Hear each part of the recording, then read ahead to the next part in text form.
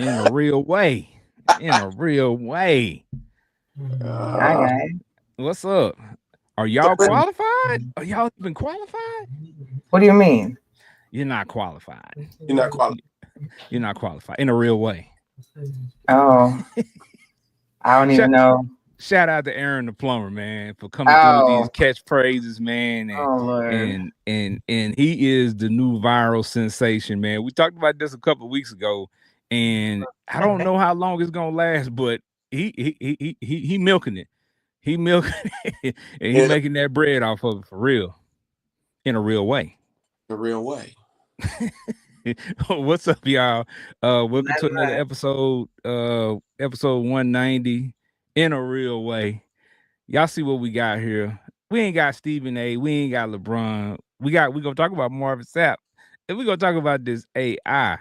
But you know, I had to put Stephen A. and LeBron on there because guess what? The saga still continues, right? It's not going away. As soon as we think it's done, something else happens. Yeah, no, that's insane that it's still going. And it's like they're milking each moment. Like he's capitalizing. What did he say? He's on a tour right now. What did he say? Taylor Swift, the Eras tour.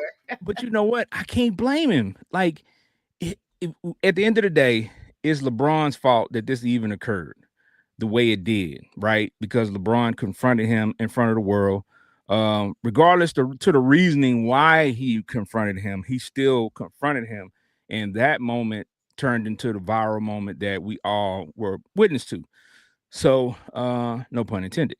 So, so because we were witness to that now, we're all part of it, right? So we're invested. Like we want to see and hear what the heck is going on. So, I mean, I didn't want to talk a lot about it, but it's, you know what, I'm gonna say this, and I'm gonna let y'all have y'all turn it. When it comes to things like this, and again, I say this countless times on social media and countless times on this show, when it comes to LeBron James, I'm a LeBron James fan. I'm not a Bron sexual. There's a difference. Yeah, I'm a LeBron James fan, and I think he is one of the greatest players to ever play the game. So because I don't think he is the greatest, in my opinion, people call me a hater, which I don't understand that logic, because if I'm telling you he's one of my favorite players, how can I be a hater? Like it doesn't make any sense whatsoever. So when we start talking about LeBron, we start talking about Bronny, people don't understand the hypocrisy that goes on with them because people move the goal line constantly. Right? When you are judging other people, it's a set standard. But when you talk about LeBron and Bronny, you can't do that because, you know, they are special. No. Right. They're just like anybody else that is a celebrity, that is an athlete. They're going to be critiqued. People complain about, okay, well, Bronny's a 55th, draft pick, second round. Nobody ever talks about 55th draft pick. Well, no other 55th draft pick has a full guaranteed contract either. That is a fact. That's a fact. So you can't. The target is on your back. Yeah. So he is not the regular 55th draft pick. So you can't treat him like one.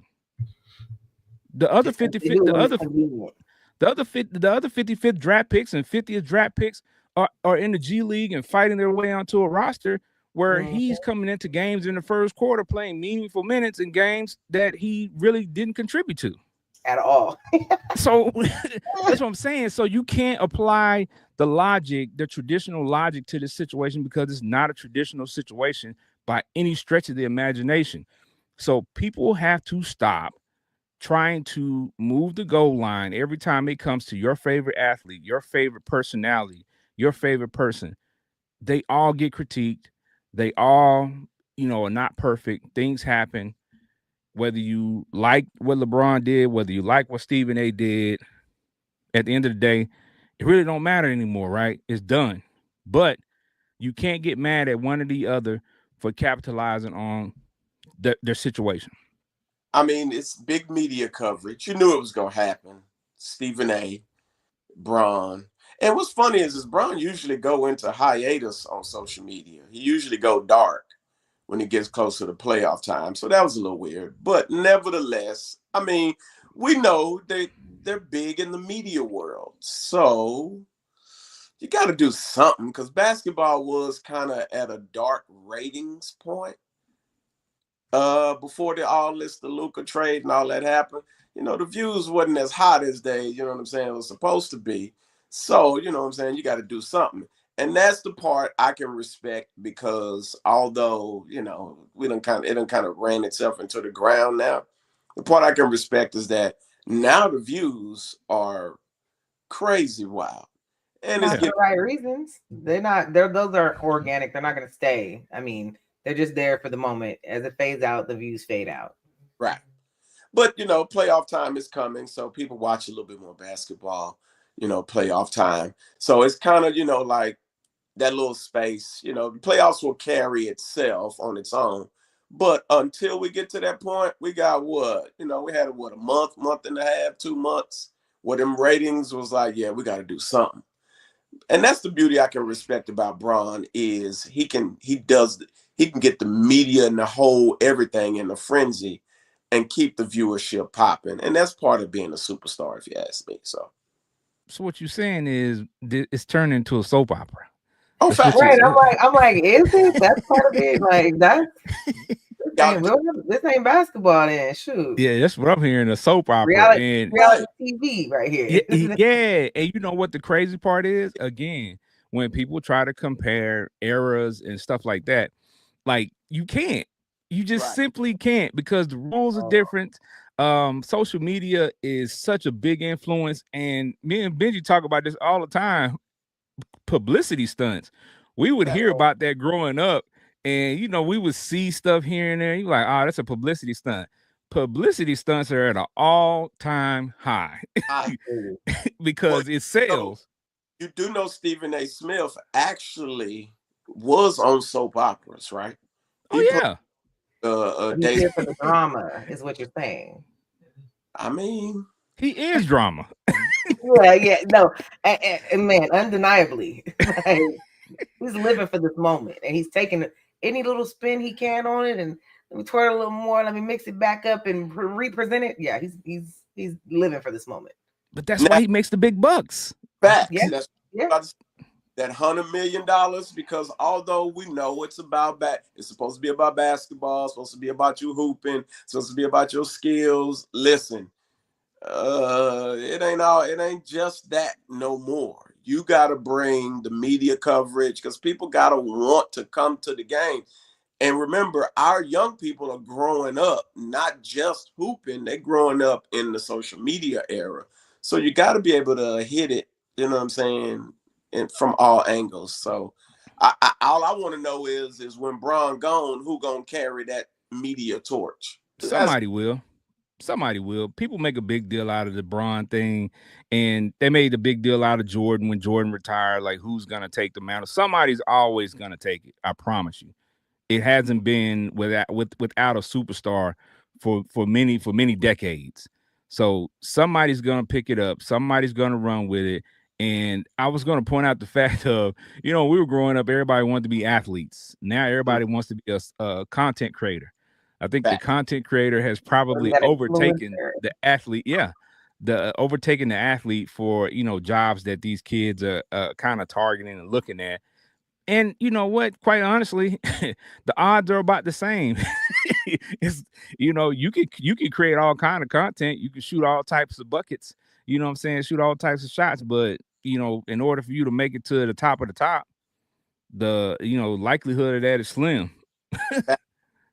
But I mean, hey, that's the era we in now, and that's what we got to deal with. So I mean, I ain't mad at Braun and Stephen A. for their what they're doing because it is creating like a huge buzz, And then, it gives folks something to talk about. And, that's important. But here's the extra crazy part is that, when you add Bronny into it, you got the G League popping, and the G League ain't never been popping. Yeah, I mean, I wouldn't necessarily say popping. People pay a little bit more attention to it. They still ain't looking at the games, obviously, because when you talk to them about Bronny and they start talking all this different stuff, you be like, obviously, you ain't been looking at these games, player. Because if you did, you have a slightly different view. Now, he has had some big games, you know what I'm saying, as of late. So here's my thing with that. He had the big game. I think he had one game where he had 17, and then he had another game where he had 39. But people don't go back and look at the box score. Look at how many shots he took. And if you go back and look at the game, how many of those guys are they running sets for? Are they running, you know what I'm saying, running the double picks for? You know what I'm saying? Pin downs. Like they are literally trying to get him shots. The setup is real. Yeah. So it's not like it's just, part of the game. He's scoring like this. Like those aren't organic stats. No, it is what it is, right? So I'm like I said again, I'm not taking anything away from Bronny because I want to see him be successful. But I also know that there are guys like Matt McClung who have been in the G League who have put up crazy gaudy numbers at times and still sitting in the G League. So I'm just like, okay, if Bronny goes to if Bronny goes to Charlotte instead of LA, is he going to be playing meaningful minutes in Charlotte? Not. I don't think so. See, that's what I'm saying. So again, the situation presents itself in such a way where you can't judge him on the same platform as you do the other guys that are in his area of draft pick because they all have a totally different situation. So now, people, stop it. It's gonna be interesting to see how next year plays out. I mean, it's kind of looking way ahead, but it's gonna be interesting to see how next year plays out with Bronny and the whole situation. It's gonna be interesting. I'm actually kind of looking forward to that. See if he can actually carve out some meaningful minutes in the actual NBA on either the Lakers or another team, which I don't think he's going anywhere. I think he's stuck with the Lakers until Pop's gone. You know what I'm saying? I mean, I can't see anybody realistically wanting him. I mean, listen, I'm sorry. Not just about the basketball per se anymore. I mean, but he's not even highly. He's only marketable because he's LeBron James' son. And then when LeBron James leaves, you're only so much until you don't put out enough either, and then you just become the LeBron James son flop. Right. So it. But if you gotta do something. If you drive the media, that matters nowadays. So I promise you, I agree with Patricia because if he goes to some other team and he gets out there and is getting cooked, the media is going. That same media that propels is going to be the same media that smack you on top of your dome every time you know what I'm saying, getting cooked. So it works both ways. Right along. Yeah, it works both ways. But that even in that though, that's still meaningful media coverage. That's negative. That's not. Now this is also still, regardless of being marketable and media and getting attention at the end of the day, for a team to thrive, negative isn't going to be the best for them. So they're not going to just want him for negative.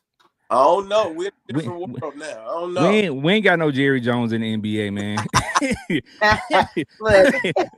Ain't no Jerry Jones in the NBA out here driving stuff just for media stories and stuff. Yeah, I don't auctioning think off your whole organization just because people want to put your star on they put your logo somewhere and get paid for it. Nobody's doing that, man. Thank so God not the in the NBA. Have no Jerry Jones. Bronny gonna drop a shoe and the world gonna go crazy. Man, they already don't go crazy for LeBron. So what make you think they gonna go crazy for Bronny's? LeBron's is on sale right now, and I'm about to buy me another pair. About to buy. How many pairs of LeBrons you got, fam? 5, maybe 5. Yeah, but I actually was hooping in mine. Like, I got one pair that I don't hoop in. That's just a casual pair, but the rest of them I was playing basketball in them. They're pretty good That makes basketball sense. shoes. Yeah. What yeah, was the shoe you tore your Achilles in? Them wasn't bronze, was it? yes, they were. Yes, they were. I'm Matter of surprised. fact, They right there. They right there. They're right here. I usually don't do this on the air, but they sitting right here, man. Oh Lord, These you never shoes- wearing them again, are you? These You're never shoes, wearing them again. I wore them. They, my feet are huge, so they're not gonna fit on the screen. But I wore these shoes twice, and they back in the box with the paper and everything. They retired. So Absolutely. if somebody out there knows a kid that needs some shoes, some size 15 LeBrons, holla at your boy. They gonna get nobody to pull them joints up when you talk You about. put a whole newborn baby in that shoe. Yeah, you really can. Hey, you gonna have to get brownies when they drop, fam. I'm telling you. Nah, I'm good on the brownies, man. I'm good on those. But you know what I'm saying? What we talking about second tier bronze with the brownies, man, Buc-ee's is out here in the world and they pissed off because they filed a lawsuit against a Missouri-based Barkeys for name and logo similarity. I don't know if y'all can see it, but the logo is right over there to the right, and it's a dog in the car. It's called Barkeys. He got his little drink with him. Oh man, I said, yo, we love Buc-ee's, but Barkeys is not worse than Buc-ee's though. There was a place in Mexico that somebody had replicated a Buc-ee's, and the Buc-ee the Buc-ee's emblem. So what is a Buc-ee's? Buc-ee's is a gas station / like mini mall type of situation that is traditionally in southern states right now, and they're branching out. But they have like 100. Go ahead. It's a Sam's Club type. Yeah, kinda, but they or sell. Is it more like the gas stations that you see in Vegas, where it's kind of got the different kind of little food spots in it. You can get a little bit of different stuff in it, but it's a big gas station. It's like a huge gas station, like a one-stop shop, like huge. Yes. Yeah, got a bunch of there's a couple on the way when you get into Vegas when you're stepping in, so people can get what they need and stuff. Yeah, it's got like 100 gas pumps. It's like it's enormous. Got great restrooms. So, but yeah, Buc-ee's is a big deal in the South, and these people tried to borrow a little bit of that. So Buc-ee's is like, nah, we ain't having it. Our brand, my name is my name. You know what I'm saying? Like you're not gonna bite off a piece of Buc-ee's is bucking up. Say, man, who you playing with? They ain't playing. They went to the law. Look, I'm not mad at them. They might probably win it. I mean, Barkey's got his little drink in his little car though. He chilling. So I don't know. Did they win the Bookies? Did they fight against Buki? This sounds horrible. But Bucky fight Buki over Barkey or what? I don't think Buki's was even worth fighting over. It was so terribly built and made. It was just like the logo was horrendous.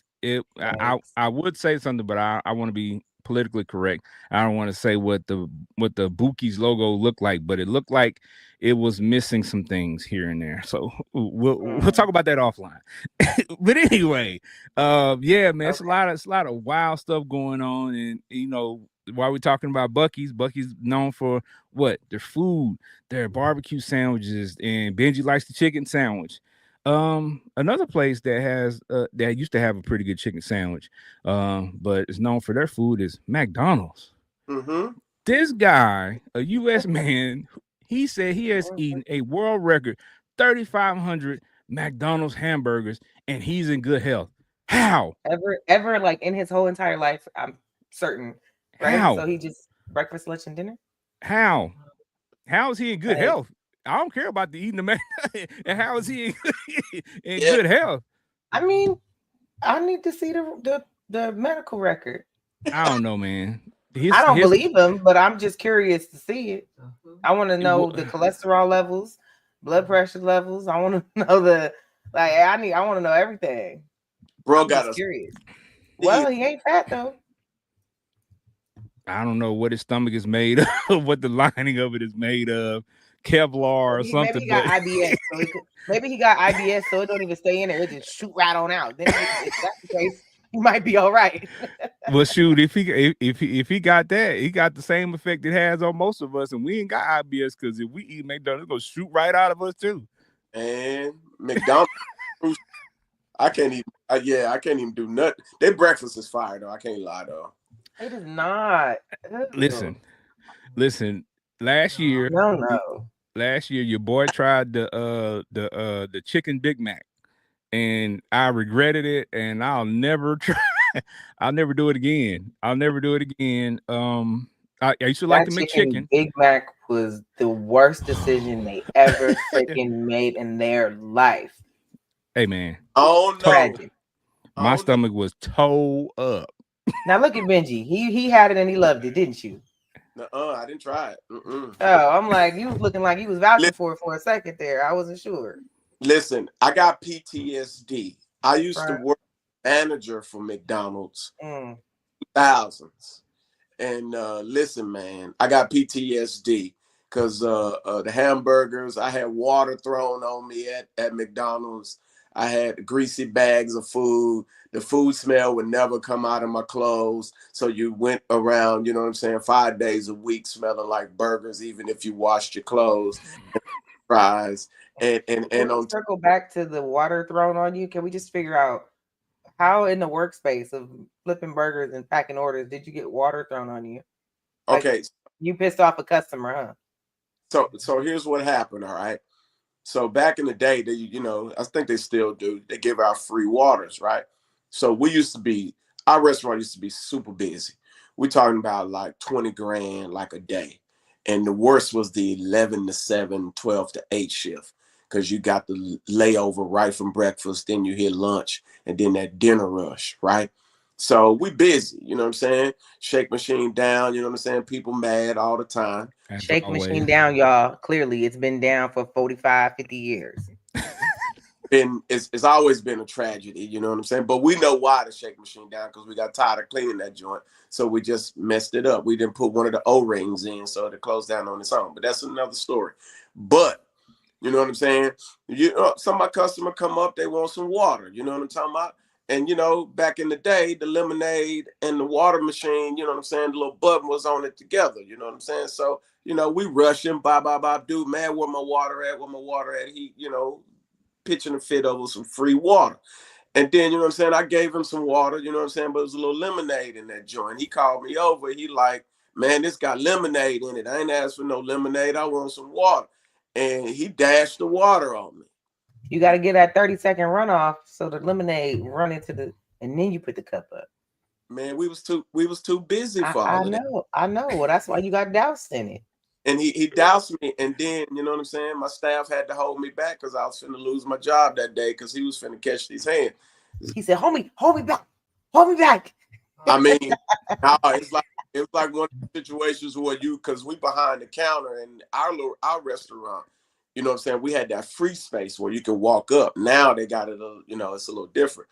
But he right over there, and I'm about to walk over, and we got like 15, 20 people on because we busy, and they like, nah, you can't do it. So they grabbed, like, it was crucial. But yeah. I've had PTSD from McDonald's, so I hate it when I even pass by. This stink to me. So, well, McDonald's would usually do one or two things: either it's gonna give you the runs, or it's gonna stop you up, right? Well, how about this? How about a man on a United flight to Texas says the pilot broke the door down to the restroom and had him arrested for hogging the toilet? what? The man was in there for 45 minutes. He said he was constipated, man. He said he couldn't go. He was trying to sit. He was trying to, you know what I'm saying? He was having a little struggle and he was trying to make it happen. And people were complaining because other folks had to use the facilities and he was still in there. I mean, I'm not sure how long the flight was, but if that was the case and it wasn't coming out, sir, sit your ass down. Like, go back to your seat. Clearly, it's not happening right now. He Like, is this. down, Patricia. No, he needs to go in his seat and sit down because it wasn't flying out to shoot. Okay, he needed to get up. Like, there's a time and a place to be dealing with your own inability to shit, and it was not on the flight. That's crazy. But now pulling them out with the cops and arrest, that's extra.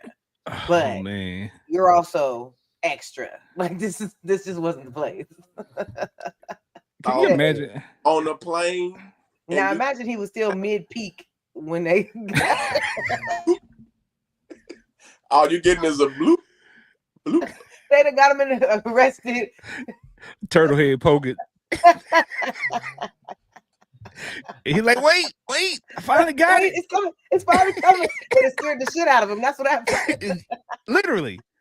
That facts. That's what the cops came in. He said, I got it. It's working now. It's working now. Oh man. Like we talked about this a couple of episodes ago as well. Using the restroom on a plane, man, is one of those things that you only do if you absolutely have to, right? If you're in a super emergency, that's the only time you use the restroom on a plane. And you definitely shouldn't be doing number 2. Like, that's kind of an unwritten rule of, you know what I'm saying? That is crazy. Yeah, man. So I know that dude was super embarrassed. He got arrested, and to have to explain. Well, I'm just saying, to have to explain to somebody that you what you got arrested Rumor for. has it he still hasn't taken a shit. It's crazy. Now that's diabolical. All right. And we go shift gears a little bit, man. You know what I'm saying, to some entertainment. A couple weeks ago, we also talked about Will Smith resurfacing, and he had been, you know, on some social media videos and things of that nature, you know, rapping. And, you know, Will Smith has skills. Let me say that off the top, right? But if we're talking about poop, doo-doo, feces, his new album, I hate to say it. I hate to say it. Oh no. He should have stayed out studio. Yes. And just left that alone, because I mean, and this is just Big Ken's opinion. Like, and I listened to it a couple of times. I tried to be fair about it. And again, I'm not saying that he cannot rap, because he clearly can, and you've seen him on freestyles and stuff, and he sounds really good. But for some reason, this album is not doing it for me.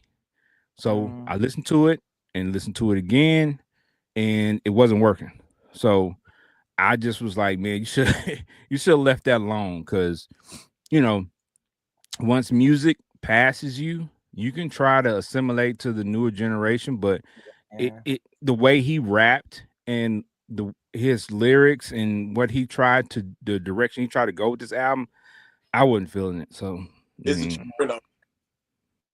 yeah, they got a song. Each one of them is on one of the songs, and he has like Big Sean and Joyner Lucas and a couple of other rappers on there. I mean, like I said, it's not terrible, but it's not good either. So I mean, I'm just being honest. You know what I'm saying? Nice. I'm trying to, man, because that's Will Smith is my guy, man. I like Will Smith outside of the whole slapping thing. I thought that was kind of corny, but that's neither here nor there. Like, as far as him as an actor and the work that he's done in movies, amazing. Yeah, you know what I'm saying? Outstanding work. So I think that sometimes when you move to a different lane, like, that's your new lane. Don't try to get over in this other lane, because that's an old lane that's blocked off for you right now. He found out where he belonged. He didn't need to make a U-turn. No U-turn. Yeah, nah. Don't get back in that lane, bro. Leave that lane alone. Now, he did say he got a tour set up. So Are maybe, you know. Are you going to go, Benji? What was that? I said, you're going to go to the tour? Nah, I'm good. No? Oh. Now, if he tours and he has all his old catalog, that may be interesting. That may be a nice little joint. You know what I'm saying? Him you and go. if he pulls the right people to go on tour with him, that might be worthwhile, right? Because his old catalog, he's got some stuff, Yeah, right? Yeah. Yeah. he got, So you, he got some good tracks sounding like Rakim. yeah, back in the day. So, and then tracks like Welcome to Miami and stuff like that. Yeah. Like what I'm saying, Yeah. he had some hits. What I'm saying, in the early 2000s and stuff like that. But He did. anything He did. beyond that, nah. I'm Yeah, gonna just stick to my Chris Brown tickets I got. facts. Oh, I saw you post that Oh on your yeah. Yeah, they uh, had 70,000 people in the queue. I was in there way before that though. Like dang. I Well, was all in right. there when it was like 2,000 people in the queue. Jesus, got there early, huh? Absolutely. You got to read the fine print that says you can get in line 15 minutes early. Okay, what going on with your bad self? I mean, I ain't mad at you. I heard his concerts are bananas. I've gone to 3 in my life. I heard it be a Uh, whole women there though. huh? I said it. I heard it be a whole bunch of musty women there though. Oh, well, I don't know because I haven't experienced that version. So hopefully I continue to be around crowds of people that utilize soap, water, and deodorant and body spray, perfumes, and those things. Right. And moist towelettes, whatever they need to keep it together while they're there. But no, but yeah, so the tickets weren't even crazy either. But I did go back in, and when I went back in, the tickets were insane. And they were higher up like in the seating and cost more than what I got when I'm down there almost at the bottom. And I Oh, was just like, I would have sold my ticket. Well, no. That'd be hustling backwards. Never mind. yeah, no, I'm in a very good spot for a very low price. I'm That's planning dope. I'm planning the next cruise for Greece, so I'll forget Are Christmas. you? Yeah, I'm getting ready to leave Thursday Oh, on a cruise. going I'll on be with back Monday and in time for podcast. So, going but on yeah, with, I'm getting ready to take. I need it. It's a little break. yeah. I Little need. breaky break. I ain't gonna Take need a a lot. little baby girl with me too. You need a little break too. Well, I'll tell you somebody who needs a break. That's Will Smith. He need to take a break from making music. Oh no, So he took a break. He needs to just stop. no, he need to Circle take back. another one. He need to take No, another one. he That's just the needs same to length of time that he break the took this time, tie. 20 years. He need to take another one. He He need to needs take to another break one. off and sever his relationship with music. Sever. Yeah. But I I tell you one person who is, kind of in that same era where, well, not the same era of music, but kind of in that same era where he does a lot of TV now and he does music. He did music, but he figured out that I might not need to do so much music and let me focus on this TV stuff. And that's 50 Cent. He yeah. secured a 30-year lease in Shreveport for G Unit Studios. So a 30 lot of the years. shows we love to watch that are part of that Power universe are now going to continue. And he's got a lot of other stuff lined up. The only one that I'm kind of worried about is BMF. I know they got Man, this last season done, but I'm afraid that it might be the last one. that is my favorite too. That is my favorite of all of them. I ain't gonna lie. I like BMF the most. Yeah, BMF is very dope. I like all of them. I've been a fan of the whole Power universe and Yeah. BMF and all the stuff that that he's done.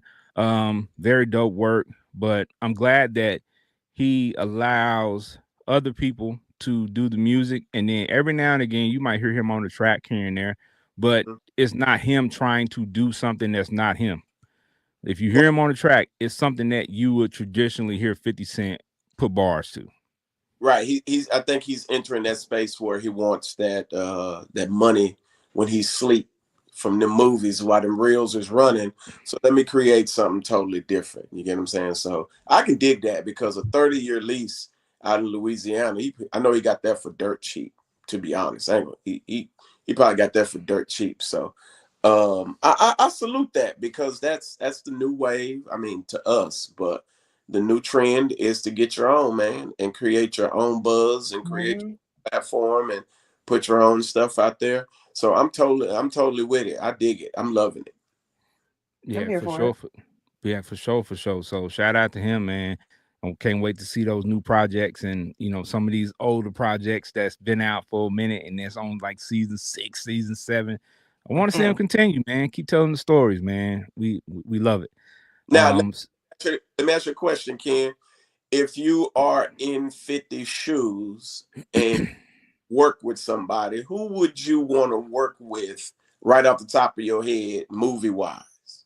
Man, I don't know. I have no idea. I probably wouldn't have a preference. It just for me, it just depends on the script, what type of movie it is, like what direction we going with it, because there's so many great new actors and actresses out there. So I mean, I don't really even know, bro. I mean, of course, the Yeah, that's true. traditional people would say, you would want to, if you're a producer or a director, yeah, you would want to have somebody like a Denzel or Samuel L. Jackson, credit on your projects. What I'm saying, at some point in time, because that kind of solidifies you or stamps you. Or like we talked about with Will Smith, have Will Smith star in one of your movies. That's pretty big. But outside of that, you know, I don't have too many preferences because I've seen great movies with people with actors and actresses that I didn't know, and Right, I've right. seen terrible movies with a bunch of people that I'm very familiar with. So I just want to see a good script. Facts, Good, facts. tell me a good story. Keep me interested. The first person that came to my mind was, of course, Will Smith. I was like, I wonder if he could land a project with Will Smith if he got that kind of budget, that kind of money, because Will can act us behind also. Yeah. So speaking of getting money, man, this guy right here just got some new money as well. Boom. Prime. Yeah. 5-year deal, Ooh, $54 million baby. dollars to stay at Colorado. And I told people this when they were talking about he was going to the NFL and all this other stuff. I'm like, listen, number one, the NFL is not going to pay him as much money as these colleges. Number two, he's not going to have the control that he has at Colorado. So it wouldn't make sense for him to go to an NFL team and become somebody's workhorse. I Just don't agree. make sense. It don't make sense. He gets to be full-fledged him in Colorado, from the marketing, from controlling the narrative, controlling the media, picking the coaches he wants, hiring the staff. Like they've given him full control of everything in Colorado, and I'm like, and on top of that, the jerseys and the designs and all of that are fire. Like he has a hand in all of that. I'm like, why would you leave that? There's literally no reason for you to leave that unless some crazy scandal or something like that. But the fact that he get to do all that, I can't see him leaving anytime soon. Period. Anyway. Nah, not at all, man. And I expect with the coaching staff that he has and the players that he's been getting committed to him, whether it's new commits or through the portal. They have a pretty good roster. So I'm expecting them to be successful, really successful the next few seasons and build toward, possibly making the college playoffs pretty soon. So anything less than that, I'm pretty sure it will be considered a failure for most. So shout out to them, man. And he got that money. So let's get it. Now, what's interesting too is that this contract is more than his entire NFL contract. If I'm not mistaken, he never made 54 million as a football player in the NFL. I have no idea, bro. Yeah, I haven't. I didn't pay any attention to it, but I know, like you said, playoffs is coming up. That's definitely in the near future for him. I see. Yeah. I see it. They knew what they did. They knew they had to pay him his worth too to keep him from looking elsewhere.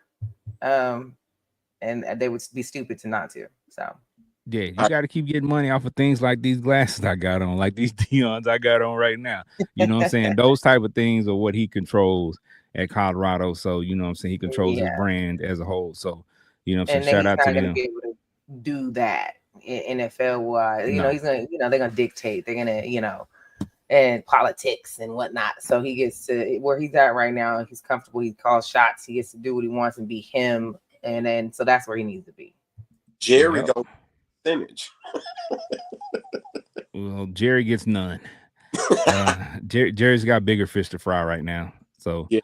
but yeah, man, Wait a minute. Aren't they staying? Wasn't there, or did I read wrong? Something about the talks of the quarterback going possibly somewhere from your Cowboys? well, last week they were talking about the Browns, but a lot of people said that was, just somebody made up something. It wasn't any substantiation to it. I mean, could I I was see trying to that happening? Yeah, because the Browns have a high draft pick, right? Yeah. And if the Cowboys wanted to get into that spot, that's a way that they could do it. But I don't know. And for them to be able to do that, also the biggest thing is Dak has a no trade clause, so he would have to waive that, and he would have to, be wanting to go to Cleveland, which I'm not sure that that's what he wants. Yeah. Plus, Okay. Watson, I meant to ask you that, so you reminded me in that moment. Like, let me ask you about your team now. Yeah. So I think he's he's good where he is in his mind. So Yeah. Okay, yeah. that makes sense. Well, speaking of people who good where they at, but these people ain't good where they at. This story popped up. A federal judge has determined that the extreme heat in Texas prisons is unconstitutional. Texas still has prisons, as well as across the United States, that don't have air conditioning. And these guys in the summertime absolutely struggle. But nobody cares because nobody told you to do anything and commit a crime to go to jail. yeah, I'm tripping off of that. Like, I mean, hey, everybody got rights. I right? mean, yeah, because it's inhumane. If they consider it inhumane, like in places that reach 120 or whatever, to have a unit without some type of air conditioning unit in it, then it's kind of the same for every human. Yeah. I totally agree. I think it definitely is unconstitutional. Regardless to them being locked up for whatever they've done, they deserve air conditioning just like anybody else, just like any other human would. And they sent you to jail to, what I'm saying, to serve out your prison sentence. They didn't send you there to die of heat exhaustion or die of a heat stroke. So that's a little extreme. Look at America. Look at America. Caring No, about because there's so many things still wrong with America. Don't get excited. Don't get excited. Well, like I said, that's just that's on the cover. That doesn't mean that these prisons are actually doing it, because with so many private prisons out there, that adhere to their own rules and stuff like that, like it could get very sticky. No it's pun intended. money for sure. I want Yeah. to know who's gonna build the AC unit in them prisons. Government or what? No, Prisoners. if they're private prisons, then they have to pay for that stuff on their own, unless it's Oh a yeah, private. state prison or unless it's a federal prison. So, whoever owns it is up for the fit the bill for it. So, Yeah, but I'm which pretty means sure. they're less likely to ever do it. Well, I'm pretty sure that those prisons that they're speaking of are probably private owned prisons. So, That's yeah, true. yeah. So, but that's crazy. But I'm telling you what else is crazy. Somebody who's locked up and who deserves to be locked up for the wild stuff that he's been doing is this guy who nobody knows, but the Texas man was arrested after he was accused of ramming a mini four-wheeler into a parked Tesla. So hold on, but you got to check this out. No, they said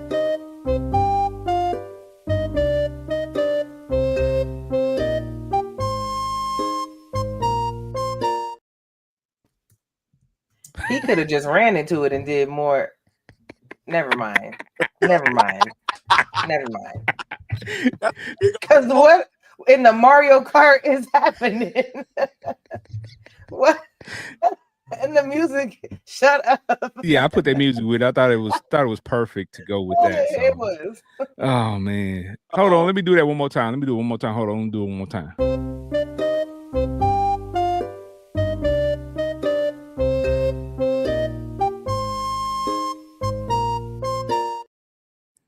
Man, what shifting it in reverse down there? He hit it with some force though, because it lifted him up off of it. So he just went on and just ran on up and just.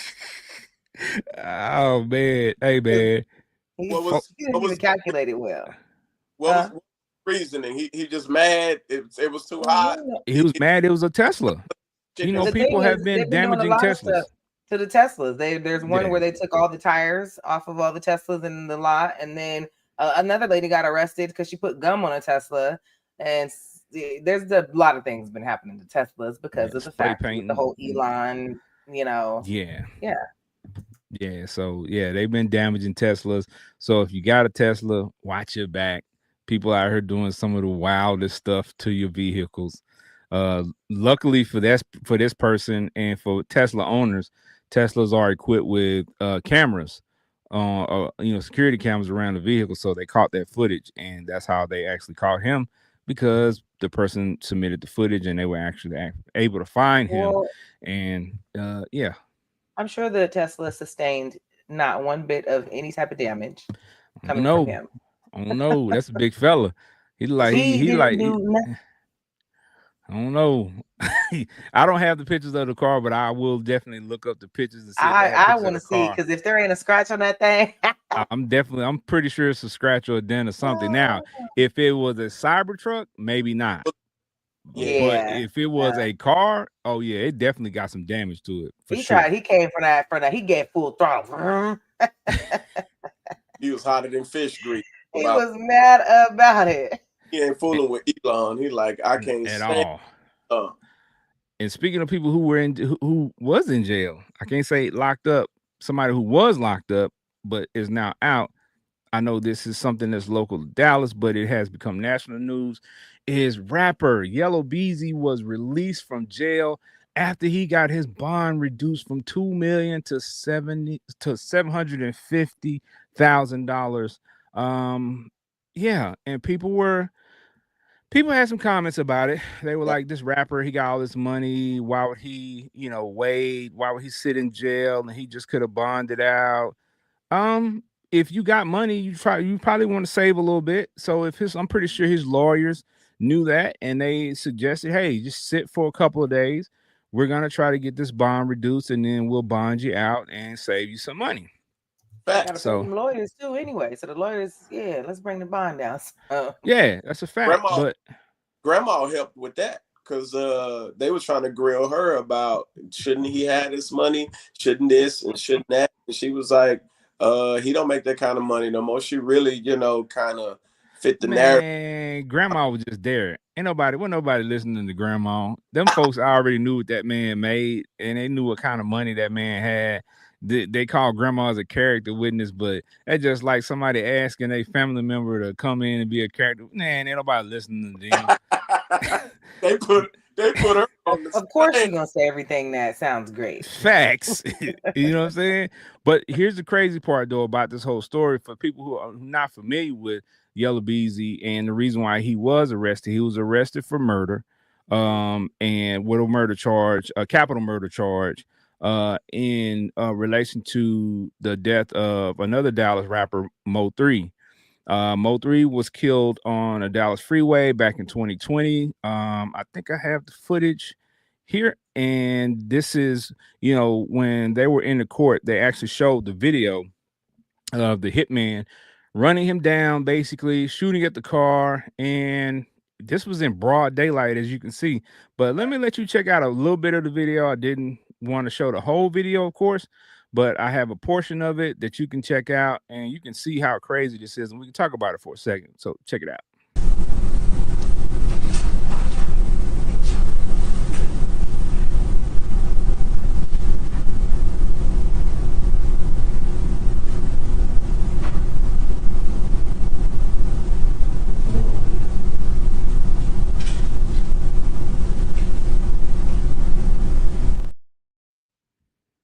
Now, as you can see from the video, they were in broad daylight. This was, I think, around noon time on a Dallas freeway, but you got to keep in context too, around that time, 2020, pandemic and all that stuff was going on. So it was not as crowded as it probably would have been. And there just happened to be a trucker that was driving behind him who had a dash cam.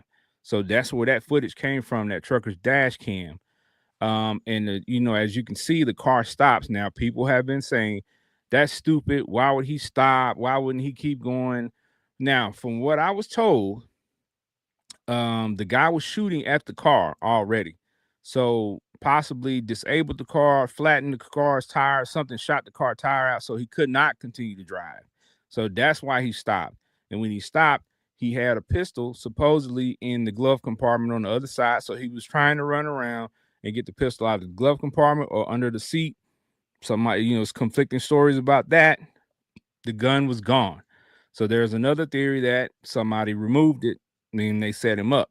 So couldn't get the pistol, or didn't have time to get the pistol. But when they searched the car, they didn't find the pistol.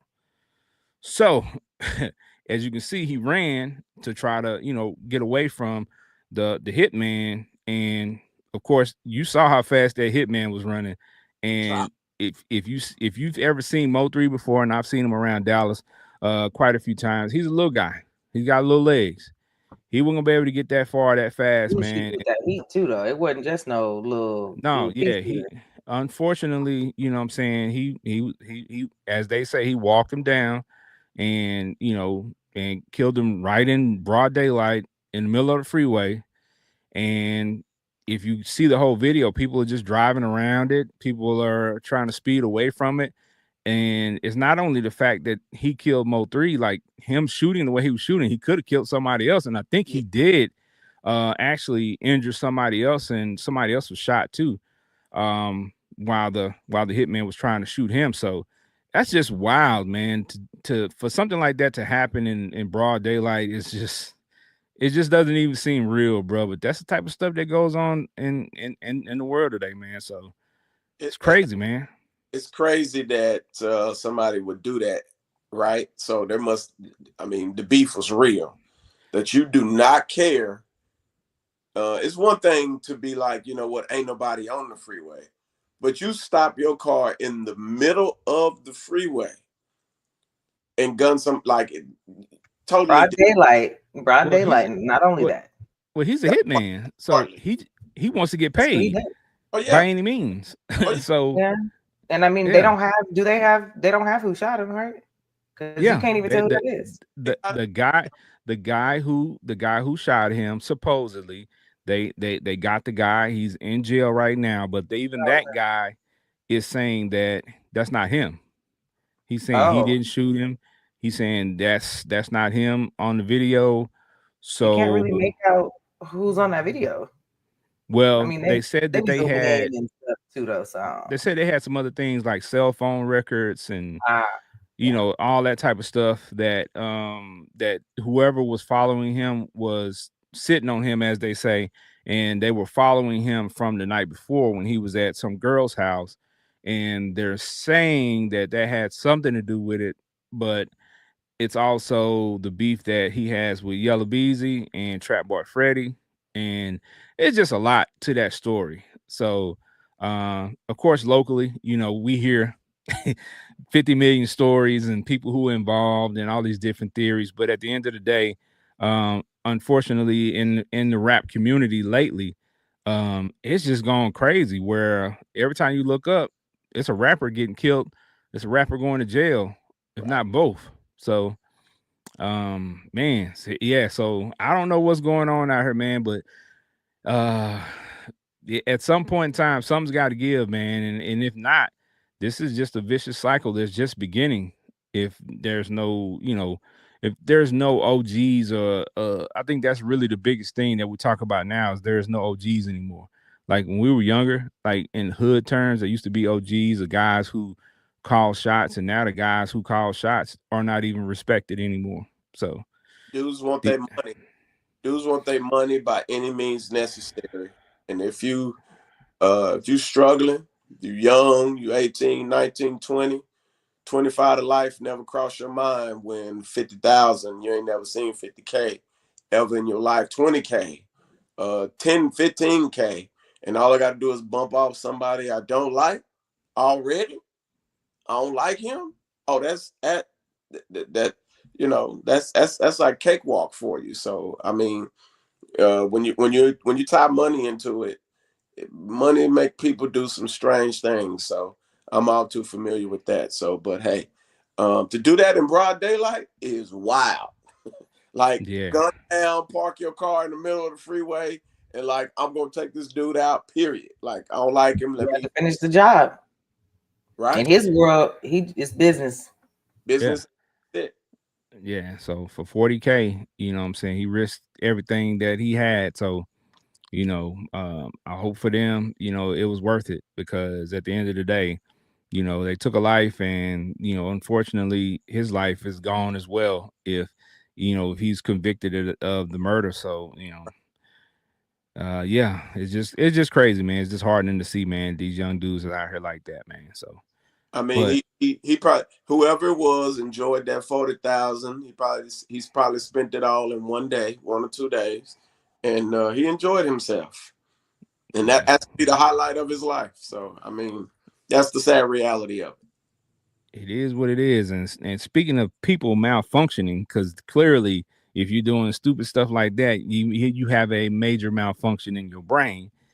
Ain't gonna be too much malfunctioning no more, because Bill Gates said within 10 years AI robots will be replacing many teachers and doctors. And if teachers and doctors are going to be replaced by AI robots, that means other things are going to be replaced by robots as well. So this is crazy. This is getting crazy. And we used to hear about stuff and see sci-fi movies and Back to the Future and all these futuristic movies, and it What is just it? like I am entertainment. robot. Now it's like, dang, this is getting real, because if you use AI anything and you see how powerful it is, you're like, Yeah, oh ChatGPT. my God. facts. Oh It's my Yeah. God. your robot girl gonna be here in a minute. They already creating a little thing to make make them look fleshy, touchy, skin and all of that. Like, yeah, it's gonna get real crazy. Vince, I, you I'm already been looking in the catalog? Right. I'm like, you want to pre-order? Yeah. nah, I'm good. I like women. Never mind. Uh, sounds amazing. Never, but hey, listen, I'm trying to tell you, man. I am waiting for the day to where I see a robot homie in the store. Now, I done already seen one at the pho joint. Pull up and drop your food off. I'm waiting to pull up on a robot paying at the register. That's gonna be hilarious. Well, So, I at don't that but point, yeah, that's a little inefficient. If he has to pull up and pay at the register, he should be able to just send a signal, tap on some type of tap pay type vibe, pay, and it just do do do, and he just walk out. It's kind of like the Clippers stadium right now, where you have to set up a profile and it's all face recognition, and you can literally walk out of the store and they charge you a card. mm-hmm. but don't Because y'all think that's a little intrusive? You know I, what I'm I saying? think I Like, think it is. I think it's crazy. Like it's wild. But I mean, so that's if that's the tip of the iceberg here with the AI and just the ability to do things with just facial recognition or just whatever. Like it's gonna be crazy. People Like, I'm want, pretty sure they already do it, but what I'm saying, to do it out front where you can see and know that it's being done is a whole new level of, what I'm saying, like transition, because that means that if one place is doing it, pretty soon it's going to become, as they call, industry standard. Right. And then next thing you know, everybody's going to have a system similar to that or the same system. So, yes, it's in, very interesting, man. instant grits, instant oatmeal became a thing. We loved it. Now we're finna get instant service. Now you finna get instant fired. Some people finna get instant fired because a robot took their Absolutely. job. As Now I see why dude was drive the cart. I want to drive the cart into the robot. Good man, sit your ass. Well, this AI stuff is really taking over too, man, because ChatGPT's new AI image generation feature has caused a company's processors to melt. Wait, what? It just was that powerful that it started to melt processors, that it Oh, caused some phones to overheat. If you're not familiar with ChatGPT is very, very powerful. You yeah, can ask it generally anything or put any idea in there. And I've seen people say that they went to Chat GPT and some of these other AI engines and asked it to write a whole book. yeah. I've seen people that the AI engines wrote a song for them. So I mean, I mean, it's getting to a point to where if you don't know how to use AI technology, you're going to be left in the dust. Yeah, I agree. Hey, I love me some Chat GPT. I use it when I gotta respond to my peers in class. I don't care what you wrote. I'm just here to do my work. So I be like, copy what Carla said, 100 to 200 word response. Make sure you do it from a peer to peer type of response, not as if I'm her teacher. Be sure to sound down to earth. Don't be too wordy. Don't be too specific. Don't. Be and then boom, I be like, bet, copy, paste. Moving on now to Jack. Let's go ahead and do his. Like I don't got time for that part. I got life to do. Like yeah. I love me some Chat GPT. Come on, chat. Let's get it together. It blessed me, so I ain't mad at it. It got me paid off of ebooks, so I am not mad at it. That's a fact. Benji gonna be out here asking it to write them whole sermons on Sunday. You know what I'm saying? Just go ahead and write that up. Actually, people do that actually already right now because it's funny because we used to write messages for our pastor and stuff like that, our own study material. But can you imagine now, like the way pastors are so busy now, they don't have time to sit down and study like they used to. They need a message that's actually put out there properly, that's good, that they can kind of read over, gloss over, and kind of use instantaneous. So it's going to be a great benefit if used in the right way in that space. But with the amount of teaching and stuff that's going on in a lot of places right now, it's actually really helpful because most people, you just give them a script and they go up and they read it and that's it. Man, it's crazy. We living in an age where your ghostwriter finna have a ghostwriter. Fact. Facts. That just think of that. Your ghostwriter got a ghostwriter. So that's crazy. Hey, facts. Instantaneous. I need to quit. He just got off the plane. Hour drive to get to your church. He needs some bam ASAP. Boom, boom. There you go. Done. Ready to roll. It happens. But with this AI, man, you know, the AI is super huge on social media. And, you know, I don't know if you all have been paying attention to it, where Facebook has started to make a lot of changes as well. Going backward as far as some of their stuff, and also looking at some other options as far as ways they can charge you. So Facebook launches a friends only feed, which removes algorithm content recommendations. So it'll get all those, you know, groups and all the other stuff that you look at that it suggests to you off of that feed and show you only the people who are on your friends list. That's the way it used to be. That's the way it used to be. It used to be just your friends, and you'd be able to click on another little thing to open it up. But now it's flipped the reverse because they want to be able to give you the ads, right? They want to be able to, show you all the stuff that you can buy, tap into the things that you search and put it on your page. You go and you search for, you know what I'm saying, beard oil. Next thing you know, you scrolling down your timeline, you see all these advertisements for beard oil. So, you know, they use it, but at least they give you another option. But here's the tricky part. This is what they're doing as well. They have a plan to charge $14 a month subscription for ad-free Instagram and Facebook experience. So in order for you not to see that the ads, they're planning on charging folks $14 a month for that. I don't care that much to pay that. I don't care. They can miss me with that. Life ain't that. Who cares? Show me an ad. That's cool. I don't care. That's in YouTube. I'm playing it all day in my shop, running YouTube. I ain't buying nobody's subscription or nothing. Would you like to buy a McDonald's burger for $14.99? Boop, skip the ad, and then we run and get to the next song. We good. I ain't paying for that. All right, so we got a comment from Mike Lampkin on YouTube. Shout out to my guy Mike, man. Mike is also the producer and the director for a movie your boy's in right now. We'll talk about that at another time. But shout out to my guy Mike, man. He's like, he don't have Facebook.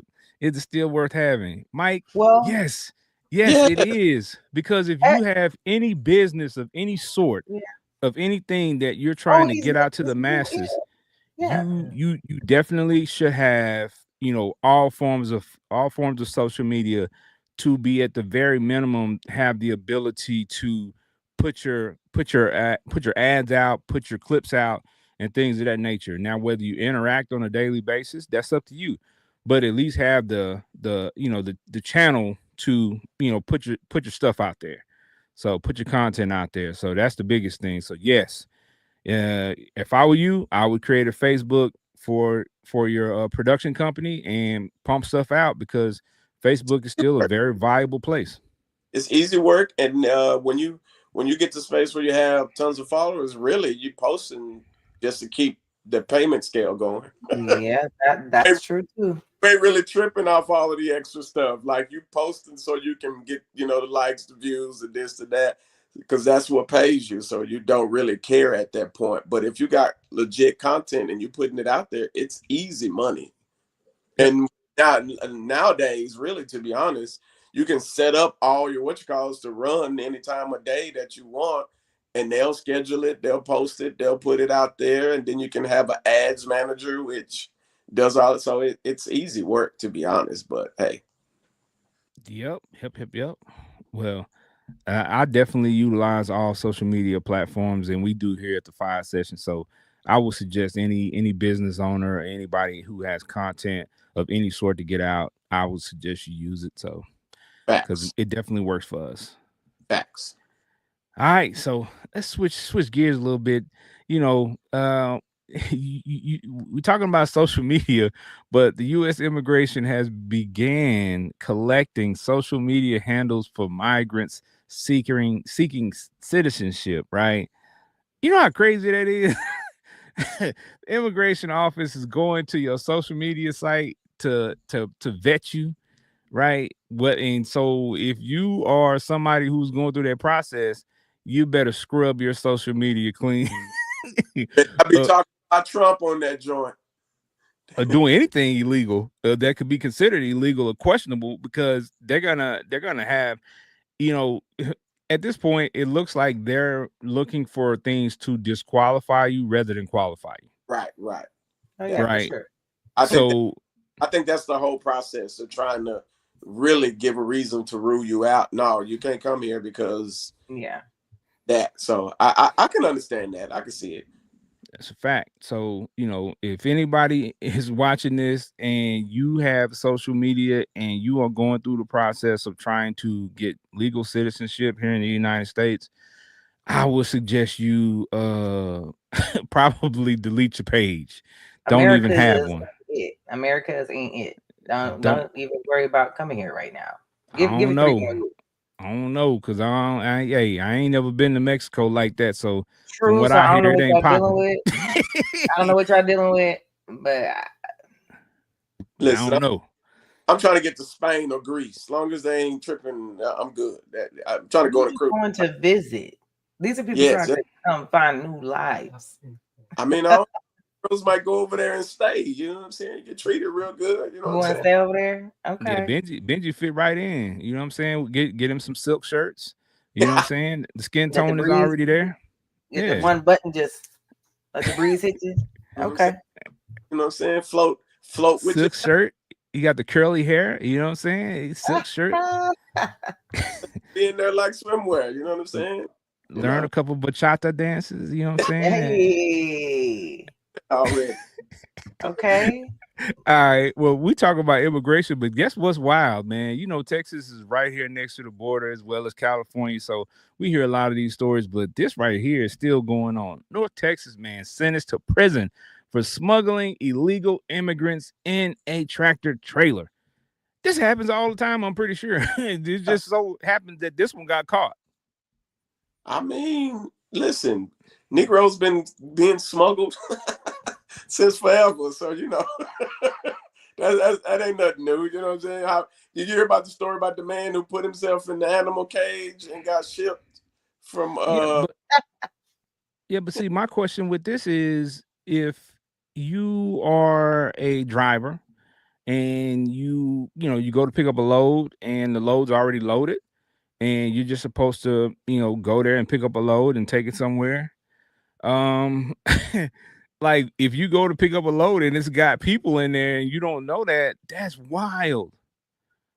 That you get caught and you go to jail for that. Oh my gosh, that's hilarious. It's not funny, but it's funny. It's I'm just hilarious. thinking about the moment you check your load or whatever at the end, you like, Got it's about babies crying, it's all kind of stuff. Like, what in the world did I pick up?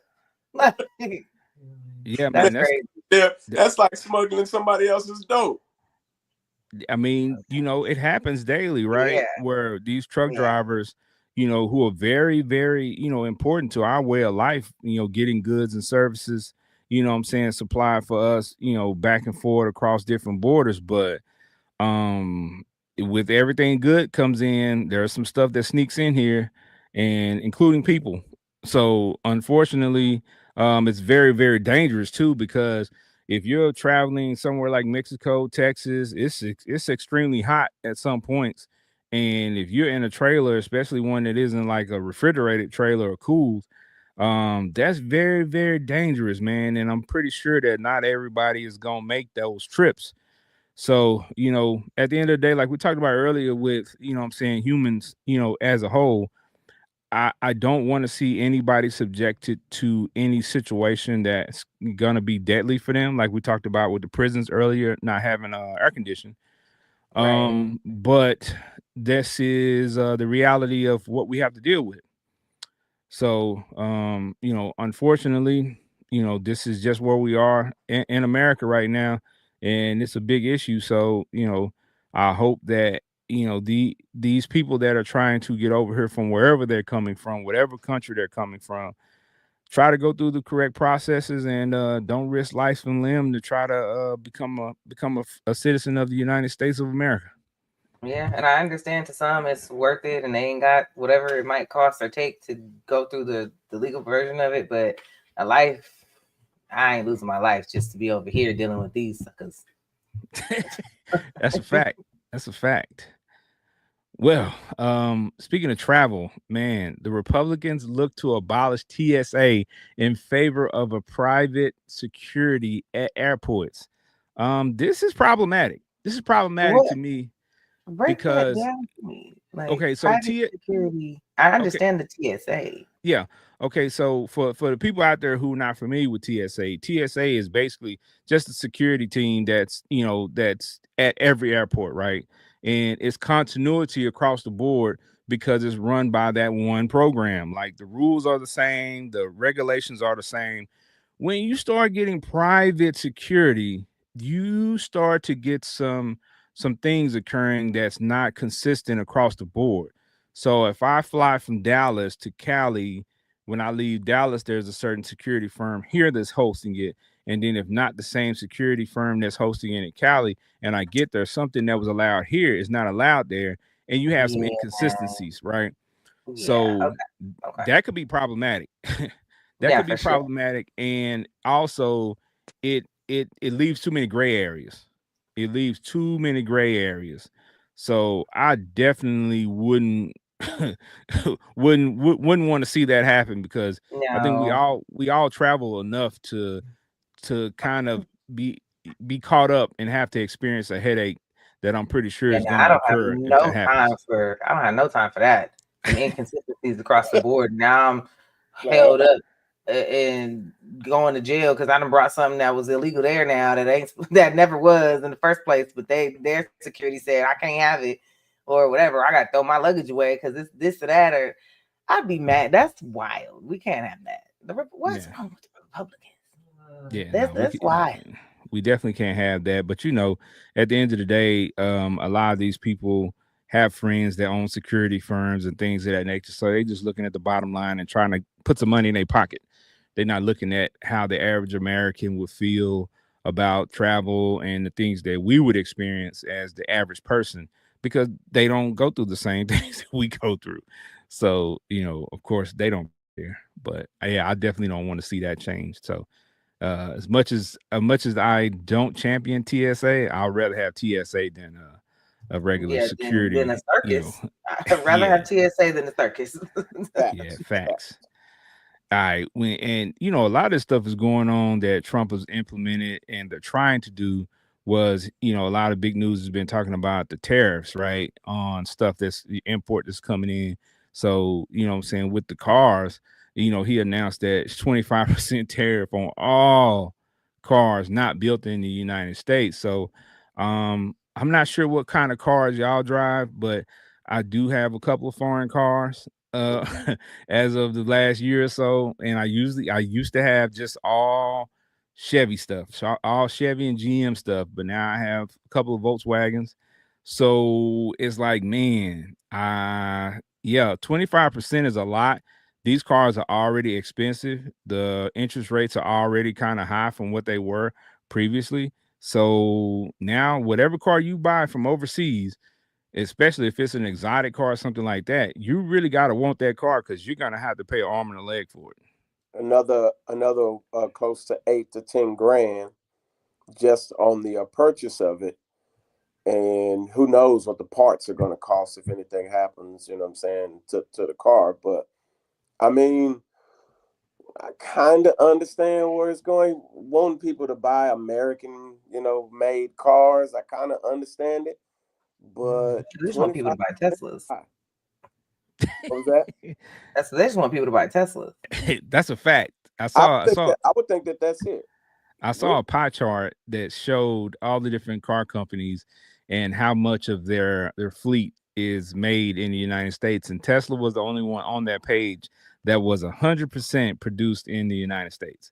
Yeah. So yeah, I guess it's very ironic, very ironic. Yeah, like it's ironic yet obvious if you pay attention. Like that's a fact. I mean, I drive Ford. I like Mustang's my thing, but I got a Benz, but we drive we also have the VW electric car. So it's interesting to note that because I wonder what them parts would cost if something happened to the ride. The electric, it's gonna cost all of them receive some type of parts in some way from overseas, so it's going to go up in general on all cars unless it's a Tesla. Yeah, well, you know what? The crazy thing about it is what you're saying, Tristan Michelle is exactly right. Most of these cars, especially the electronics, are produced overseas. So everybody's gonna feel the crunch of, what I'm saying, the tariffs being, hit with everything that comes from across the waters. So not only do you have to wait for the part now because that's an extended amount of time that for stuff being transported back and forth now, you're gonna pay more for it as well. So that really sucks. Yeah. Well, in Cali, everybody and their mama buying a Tesla. So I mean, well, not me or my mama over here. I don't want one. I mean, I wouldn't mind one as a here and there vehicle. You get them? I just think that there's so many better looking electronic vehicles. I agree. For me to choose that electronic vehicle. Right. Like I understand the mechanics put into that Tesla though. So, I wouldn't mind some features, but a lot of the new electronic cars are getting those features too. Yes, for a higher price than overseas for it. But I just don't care for the look. I don't care. I do like the Model S. It ain't hot. It ain't fire. For me, it's just it would be just for the travel idea, the concept to not have to pay not have to pay for gas is kind of dope though. I can't lie. Now the Model S is fire. Now the rest of them, no, but the Model S is it's pretty fire. I get it because most of those cars look like little bubbles. And you can cheap right now too, so their stock has went down pretty significantly. So well, yeah, you got big guys running into them with go-karts. Well, yeah. So I mean, but like I said, I mean, there's going to be a lot of things that are being taxed because we get a lot of stuff from overseas that we use in our everyday life. So just expect prices to go up. You know what I'm saying? But speaking of things being taxed, and this is one of the biggest stories of the past week. It's folks in church being taxed, right? You know what I'm saying? We had a situation occur that we have been talking about for the past week or so that we definitely got to talk about tonight, man. Close those doors. Close the doors. So if y'all don't know Close the who this door. man is, who Marvin Sapp is, you never heard the music before, I'm about to show you the video. So take a little minute out of your day to review this video because this is what happened and this is what we're about to talk about. So check it out. Tune in. And they understand the cost that is involved. There's 1,000 of you. I said close them doors. Ushers, close the doors. Close the doors. Close the doors. It's 1,000 that's watching online. This is a small seed. If I get 1,000 online to give this, if I get 1,000 in the sanctuary to give this, that's $40,000 tonight. Now, everyone up here, we've all sold and seeded, but I need everyone standing up here with us, with me, to plant a seed of $100. Because again, it costs to sit up here. And this is what I need you to do. If you're giving electronically, or even if you're giving tangibly, I'm gonna have y'all come to the altar and give it, because I need to see 1,000 people moving. Bring them baskets. I want the baskets up here. I want to see the folk. Y'all start moving. Y'all can bring it right now. Come. 1,000 people need to give $20. 1,000 people need to give $20. 1,000 people online need to give $20. This is easy, saints. Man, listen, this sounds like an auctioneer. He sounds said- like he is auctioning off salvation. He said, "Come on, start moving." And the snap of the fake, "Come on, start moving." Excuse me. But see, I think that to me, at the very, very crux of everything that occurred, if you don't understand the way churches function and people were saying, well, that's how they church do or whatever, for me, at the very basis of it all, it was the way that he delivered the instructions and the message to me that was a problem, right? Yeah, I don't know like- what your church does, how your church functions, and what y'all do when it's offering time or whatever the case may be. I don't care what preacher you are, what reverend you are, what pastor you are. If you are talking to people like that and wanting them to give money and wanting them to contribute, to me, that is not the way to do it. Well, in this case, it's interesting because that clip is like 2 years old, and that's at the PAW conference. And so if you were at that conference, then you understand, the people who were there understand the dynamics of what it was. And for it to go out into social media world two years later is kind of hilarious. But then on the outside, you wouldn't understand it because you haven't been in that setting. Like most people's churches nowadays, well, I wouldn't say most, a lot of churches have gone away from that style of raising an offering. For example, at my church, we don't even raise an offering like that. Just put up the QR code. You can give any day during the week, yada, yada, yada. You don't even have to, you don't even have to deal. We don't even raise offerings like that anymore. But at a conference where it's predominantly your people, it's like, you put together an event and all your people, all your pastors that you've known, who know Marvin Sapp, who are familiar with his ministry, familiar with his praise team, his singing, his traveling, all of these people kind of know you to a degree. And you go to those meetings and you're getting the best of the preaching for the whole week, best of the musicians. So it's a totally different feel. And I agree, because me and my wife, we had this conversation. It sounded a little bit, like, dang, bossy, all of those types of things. But that's kind of familiar to us a bit. And it's like, we ain't really tripping off of it because we know what we're there for anyway. We know, if you're going to go see Chris Brown, or Denzel Washington, wherever you're going, you're going to pay your money anyway. So you ain't tripping.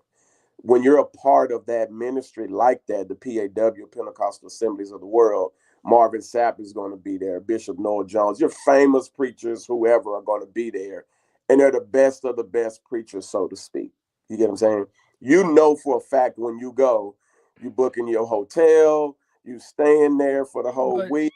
I hear all that, bro, but that still does not excuse the fact that the way he is addressing grown people who Right. he is asking for Come on, money. get up. Right. Like, who are it you could- snapping at? It could seem pretty. I get it. On the onset, it does seem, like it's, it's stern. And it's funny because he mentions that in his recap video. He's like, I could have said it a little bit different. You get what I'm saying? I was a bit stern. And he was like, I seen the video. He was a bit stern in his approach. But in actuality, like I said, you're used to your bishops getting up talking like that because you put this conference on.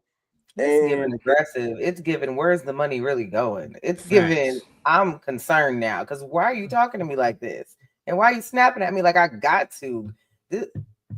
well, because at this particular point, if they need to go to those drastic measures to raise an offering like that, you're not just going to have anybody up raising that offering because people ain't going to give. People will give when their favorite person is present. But God still, said, come as you are. And if I came broke that day, but my But thing then, is, I don't care who. Then in that space, it doesn't apply to you I because don't you care can't who be the the favorite person is, though, bro. Like the delivery of those instructions Mhm. in that manner, and you're asking somebody for something. That's not how you ask. that's not. I don't care who's up there. I would agree, and again, I agree.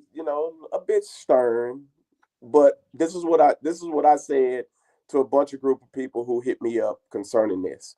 I said, if you were in a position, church or whatever, house, whatever, wherever you're at, if you're in a position to where it has to be raised, I don't think we're going to worry too much because we've had a month and the rent is due on the 1st. The mortgage is due on the 1st.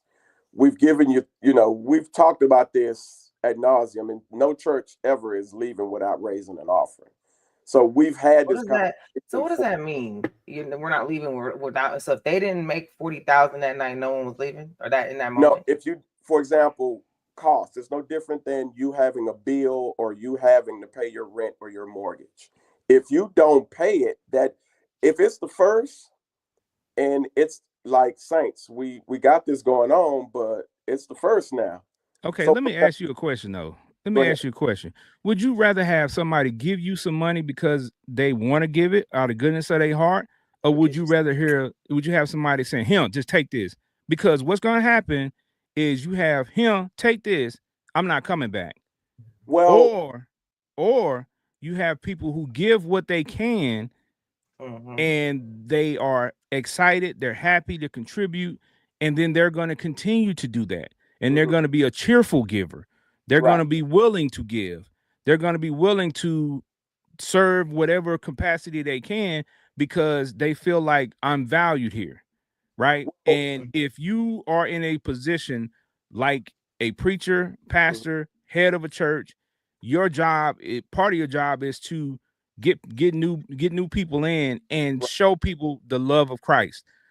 That does not exhibit what you're supposed to be putting out there. Now, whether that clip was supposed to get out to the public or whatever, this is this day and time. This is anything 2020 and forward. You already know whatever you do, it People has go a possibility of right. making it to social media.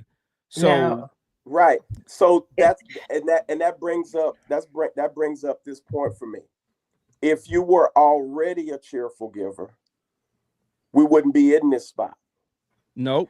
So now, see, I this don't is the agree with stuff that. like this right I here don't agree with that that. will make a person I mean, why study the do you Bible have at to, this will why make you do do you your have to church on go your up own. there Like and do that? But what I'm saying Why is, at this moment do you have to go up there and do that? Because remember, this isn't his church. exactly. Right. so then he needs to stop locking the doors and asking for 40K. He didn't say lock. He didn't say lock the He said door. I close them. mean, He said not close let them. me Yeah. get my bad. You are absolutely right. Close the doors, and he said, just close them. Okay, like, No. but this is my thing. The stuff like that, I don't play. Like that'll make me not go. I don't need to go for that. I don't need to deal with that.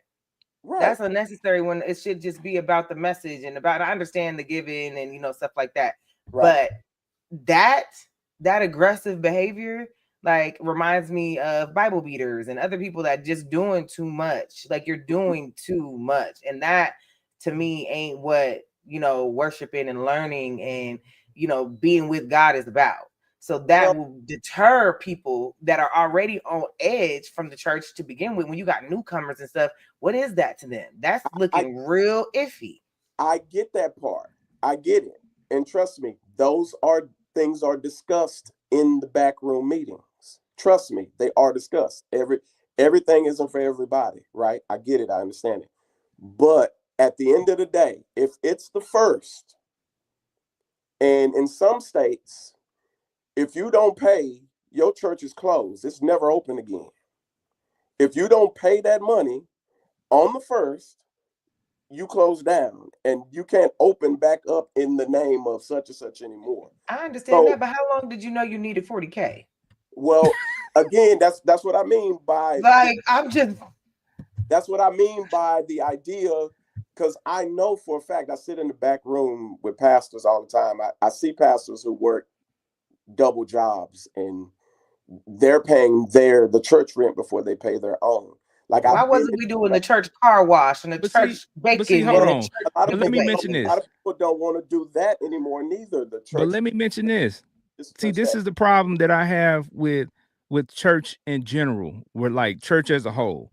Right, All right. Now, especially in the black community, I right. can't speak to any other religion or any other community, but in the black community, churches have gotten to the point where they're competitive, bro, and it shouldn't Oh be yeah, that way that's right. because you'll have somebody have a church here and they'll have some dynamic preachers, say 4 dynamic preachers that all are at this one church, but Mm-hmm. this preacher wants his own church, so he'll break off and go start a whole nother church, True, take true. part of the church with him to this other location, and now you're spreading them thin, right? Fact. The number of people that you had over here that was good and everybody was happy and everybody was excited, now you take and you divide that congregation because this True. preacher wants his own flock, and it happens way too much.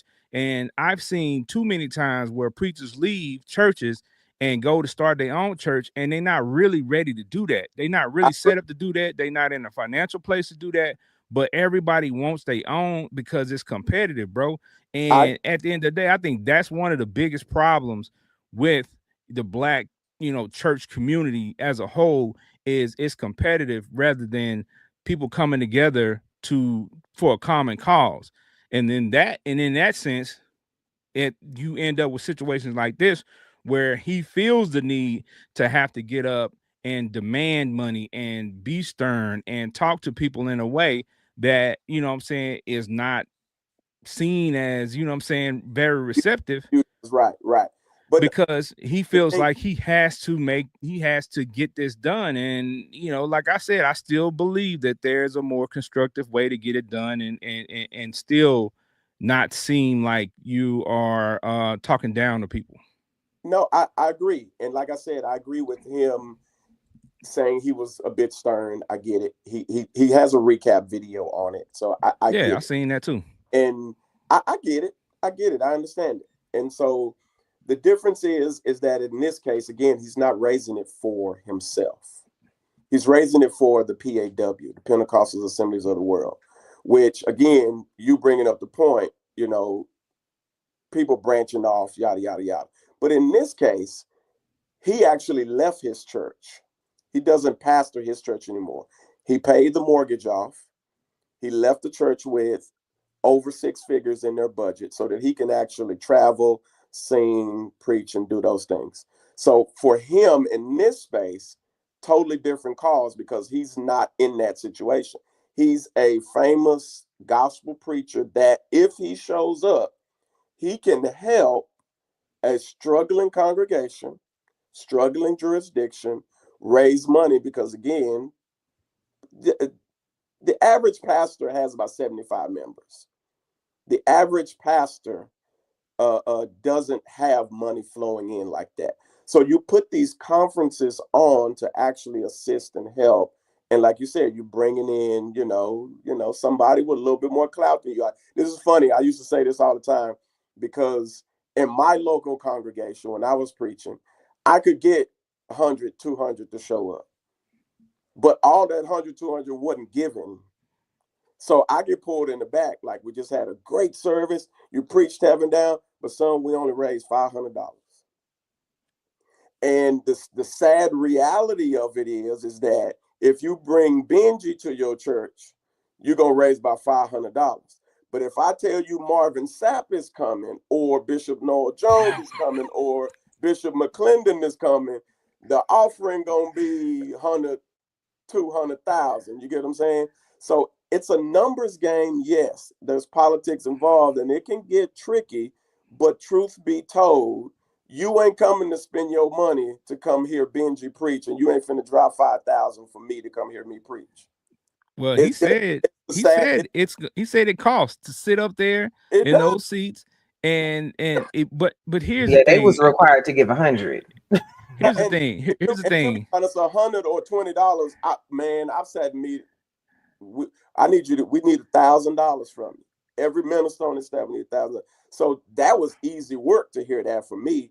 But the sobering reality of it is that as popular as you can be, people want to come hear a specific person. And the sad reality of it is that the average pastor only has about 75 members in his church.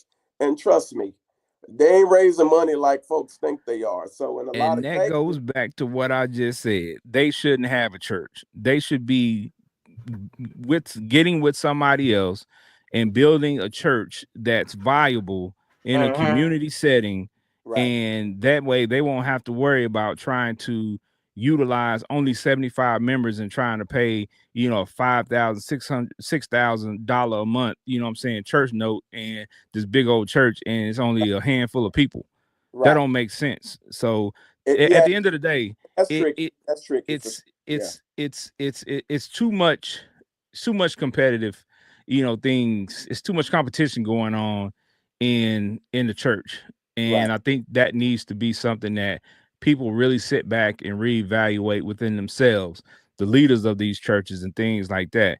Nobody cares who you are or what your church is and the big name if your door is closed. So, and that is the sobering reality that a lot of pastors have to deal with. Is that if you don't raise it, your church doors are going to be closed. And if you believe that this is what God called you to do, you're gonna do whatever you can. So and I'm gonna shut up about this. This is a conversation I had with actually with my wife. I said, if let's just say we were in a position, and we were in that position, and it's the first of the month, and we need to raise for our own our home, our own mortgage, not nobody else's, our own stuff. I said, what type of thing would you do? I need $5,000. We need it tomorrow. What would you do in this instance to get $5,000? Where would you get it from? How would you go about doing it? What would you do? In this case, it's 40,000. They need to raise it. I said, in our own personal lives, we would come up with a strategy to raise the money by any means necessary. I don't care if we got to stand out in the cut and sell chicken and waffles. We're gonna do it. I thought you was finna say something else. I was gonna say stand on the corner. Man, look, I was like, say Benji down on Figueroa. oh Lord, the fact that you said Figueroa, I can't stand you. First of all, how you know? How you know? Oh man, I've been in Cali a lot, and I ain't no new person to it. But what's funny? What's funny? Step away from the conversation about the church talk for a second. There was a bunch of videos about Figueroa floating around where the guy, he had a drone and he was following the chicks everywhere. So that's how I know about Figueroa. Oh my God, I bet you this video is crazy. Oh, I will make sure after the show, like I'll send you the link. Oh my God. He's got a whole IG channel. Yeah. Oh But either way, good rats and all. But yeah, I totally understand it. So yeah. It came off a bit harsh. And I just think that there's a way to go about getting what you need, and understandably, I understand the behind the scenes, the need, the desire, the overhead, the pay. I gotta get all that, but he just was aggressive, and that is not how you would get anything from me per se. And yeah, I don't care who you are. So there's more creative ways and Yeah, innovative ways to make it happen. And for somebody at that level, you would think that he would be a little bit more creative and he would be a little bit more innovative and, be able to do some things other than to approach people in that manner, in my estimation. But hey, it's it is what it is. it's hard getting money out of folks so did he sometimes. ever make his 40K or Well, did the church is in good standing. So now they raised the money. He got the money for him, and the conference still went on. It still took place. They're still hosting. how long were they in there trying to achieve that 40K? I believe, if I'm not mistaken, there was about 4,000 in that place, and there was, I believe, 1,000 people or so online. But they actually raised the money because of him. So that, I mean, at the end of the day, That's wild. it's tough. They raised the money for him, and he, again, that's not his church. He's just over that jurisdiction in terms of where he preaches at in the Pentecostal assemblies of the world. And I mean, they got it done. Hey, But it is what at it what is. point does that You shouldn't have become to go not that drastic of to the give. Bible? Like Uh, at this point, you're just giving tithes because of the person, like LeBron's at church or something. Like, what does that have to do with the Bible? Like, oh, because he was there, we want to give today. That ain't giving for yeah, but God. That's giving because you see him. That's but that that's a little like. it is. hmm. It's sad, but most people don't view giving as a form of your worship. It's not considered. It's not sacred to them. So giving for me is sacred to me. Like, I give because it's a form of my worship. Like, it's part of who I am.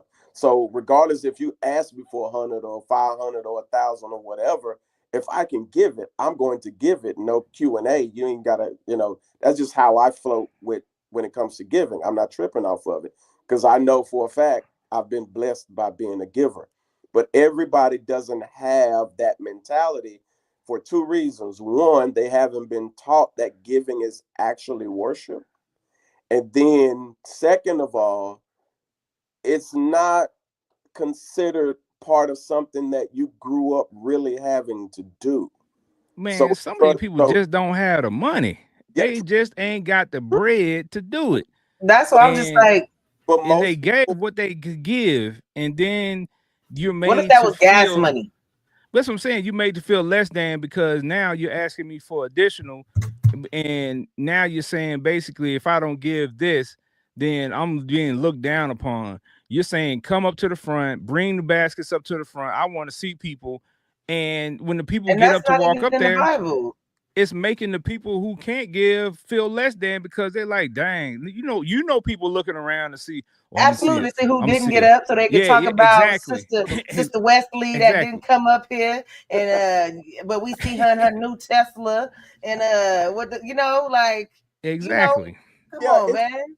it's challenging because, and part of it, and this is a great teaching moment ministry wise, because although this video has a lot of interchanging changing parts in it to debate, overall the idea, the purpose of the believer is to teach people how to. It's not the amount that you give, because remember, biblically, there's a woman who gave 2 mites and she was blessed tremendously.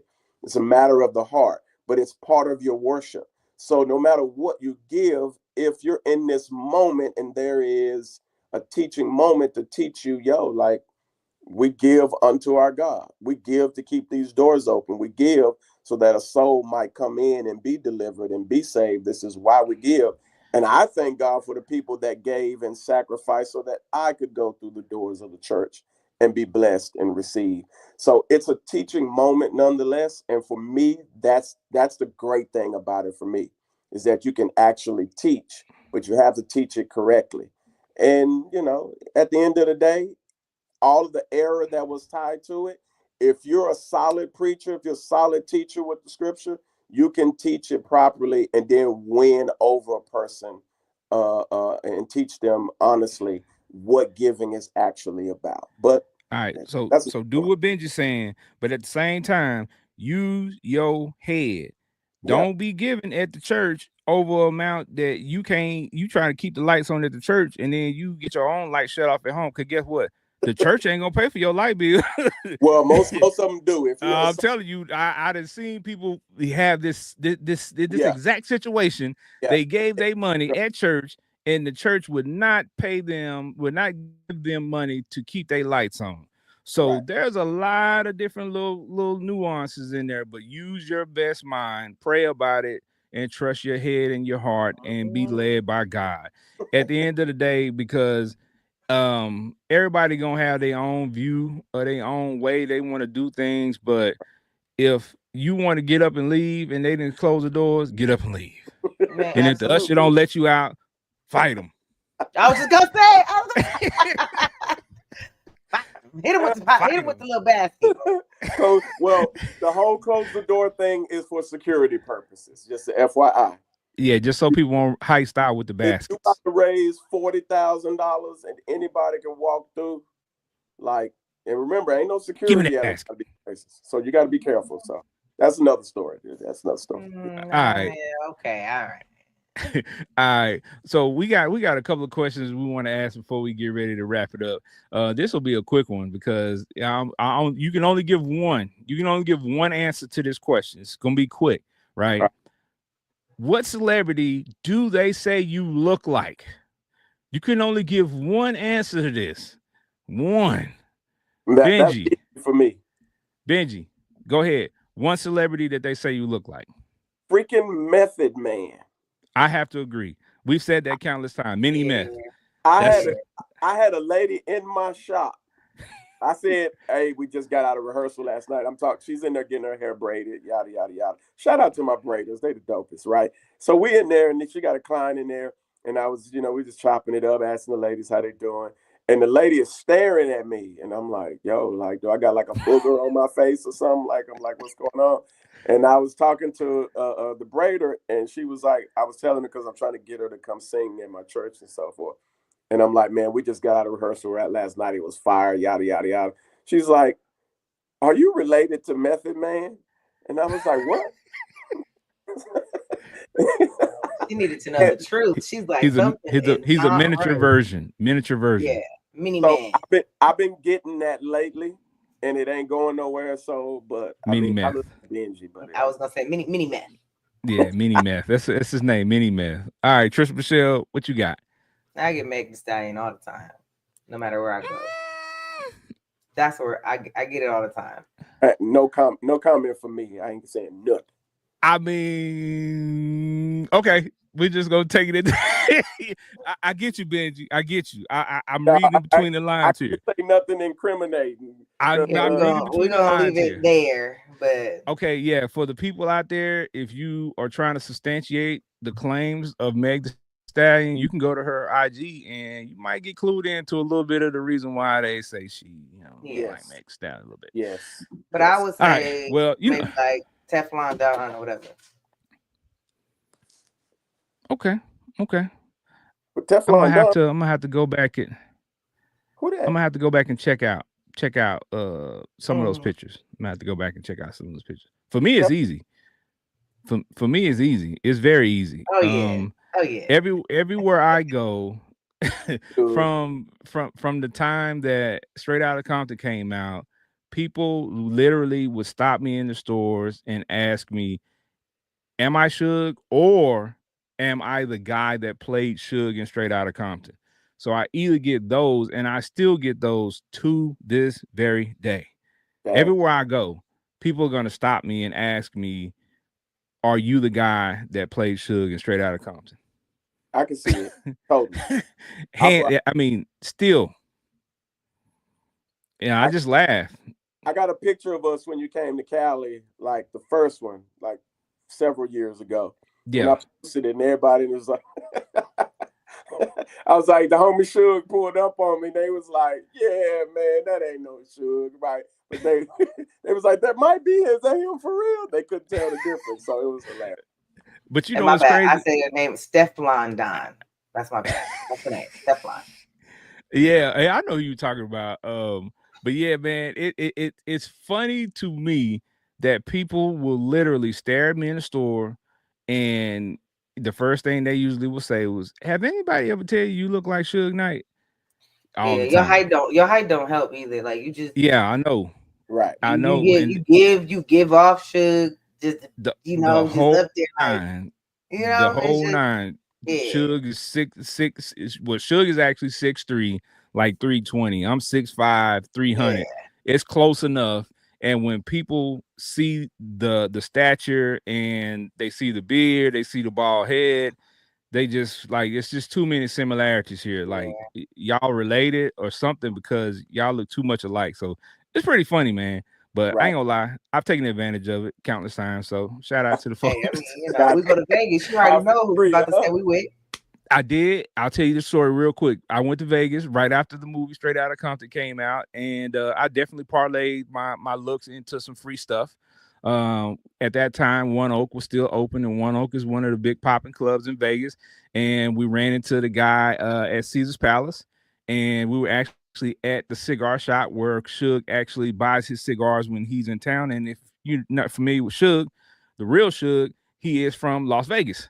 So when I walked into the cigar place, the guy, his eyes bucked, and he said, "Dude, come look at this picture.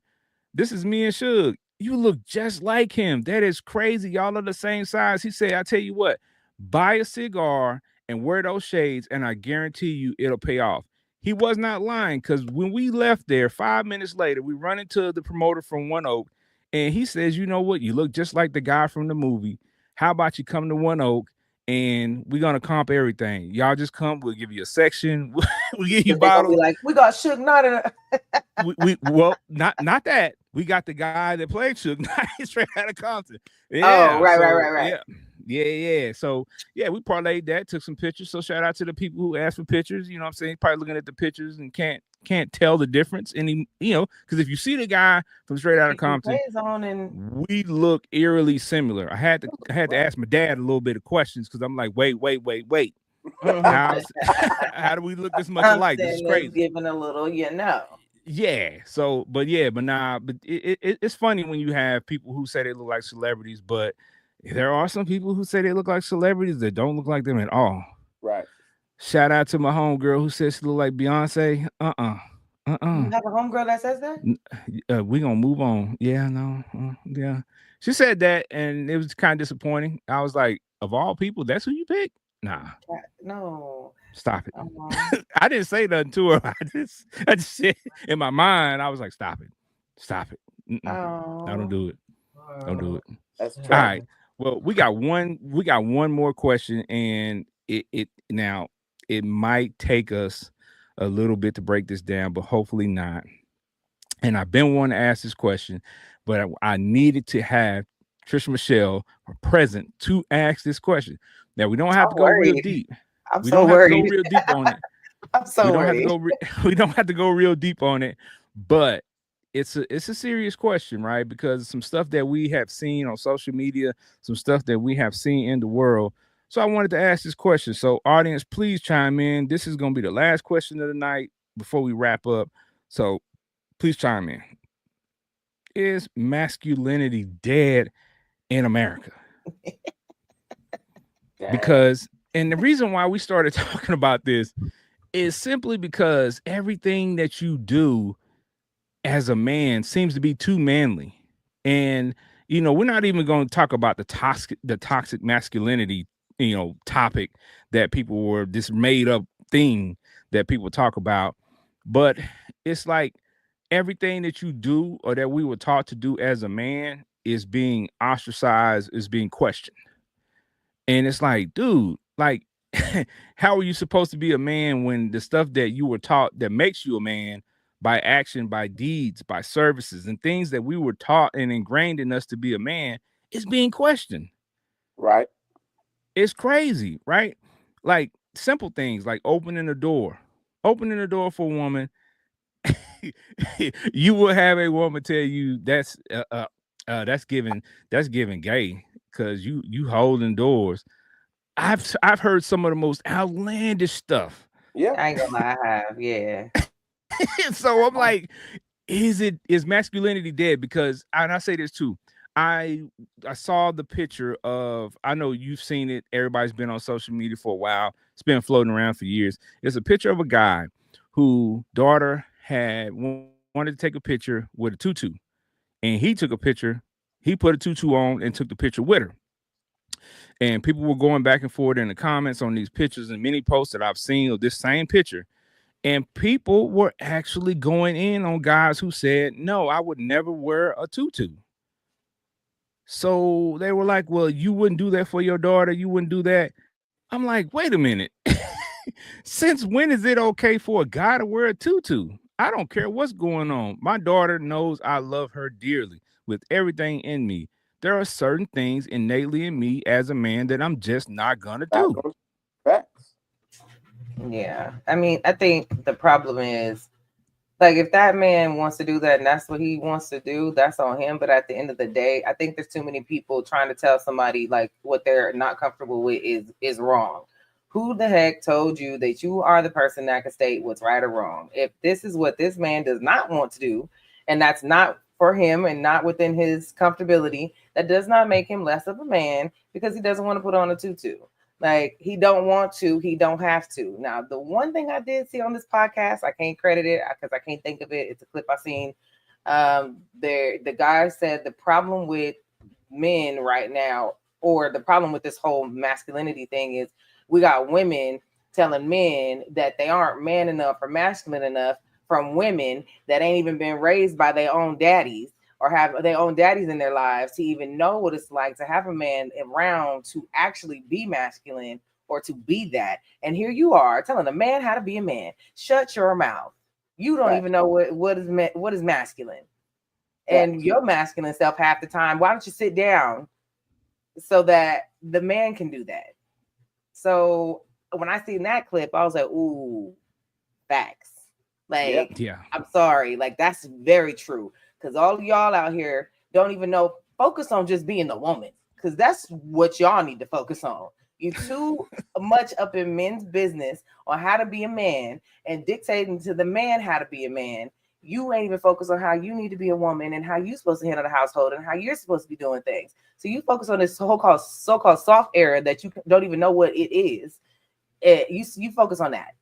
That's what the problem is. So is it gone and dead? It's not dead. It's just the wrong people running their mouths about something mess that ain't got nothing to do with. And so men are scared to do too much of this or that because there's always somebody popping their gums. Facts. And That's a lot of well said, Patricia. Well said. And to kind of piggyback off of it, being a solid man is frowned upon now because again, people are putting too much of the emotion into being a man. Realizing you got to understand, men for the most part, we have to take a lot of emotion out of stuff that we deal with because we can't react a certain way. So it's like, why would I want to react like a woman should react? And why would a woman want a man to react like a woman would react? So, yes, there's going to be some masculinity that comes with me because I'm a man. My voice is a little deeper than yours. My strength is a little stronger than yours. sometimes. Sometimes. I mean, in some cases, yeah, you got some buff chicks out here for real. But but for the most part, pound for pound, you get what I'm saying? Like it's different. And I don't know where people got this notion that men should react like a woman should react. But that's how they want you to. They don't want you to be firm in your decisions. There's always something you have to bend to a woman's rules all the time. And that's just not how men float. That's not how we go. We're going to have our stern opinions, and a man who stands on his opinions and stands on what he believes is right is going to always seem like an outsider. But again, that's just how you have to roll with it if you're a legit solid man. No, I ain't doing that. We ain't putting on no tutus. And I don't even want my daughter to see me putting on no tutu because I don't want her to get this mixed idea of who and what a man and a woman is. And don't give me this mess about if you secure in your masculinity. No, Negro. I'm secure, and part of my security is I'm not putting on no tutu. I ain't doing it, and it's just I how it is. think But it's tough spot. I think the problem is like when you're getting into saying like the woman and emotions and wanting a man to be like, I don't mind a man understanding emotions, but Right. I don't want you to be emotional. Like, Right. first of all, I understand and that women are emotional creatures, and I had to tap into learning how to not lead with my emotions and how to learn how to be logical to solve situations. And you know who taught me that? A man. Right. Like, so that you need him to be how he is so that he can teach you how to get through certain situations that require you to not be emotional. You need him to be who he is and what he is so that they can help you in the areas where you're not made up to be. You're emotional. You need us to be emotional to tap into your softer side where you're not that don't compute for you when we're raising these kids and when we're Right. doing things in this household or whatever we're doing. It's the balance of the two differences that come together to create one unity of something that can smoothly float. This is not going to happen if all the men are emotional and all the women is running around little mini thugs. We need to be two different things so that we can all come together. Yeah, but I think I'll say this, and we can wrap it up. I think it's a combination of like what Trisha Michelle just said, and it's guys. I believe guys should be emotional at some points because we have to display emotions. That's what emotional is, right? But she said something very key is leading with your emotions. That's what you cannot do, right? You cannot lead with your emotions. You have to think logically. You have to go through these thought processes, especially as a man, especially if you're the leader of your household, and especially if you're taking care of things.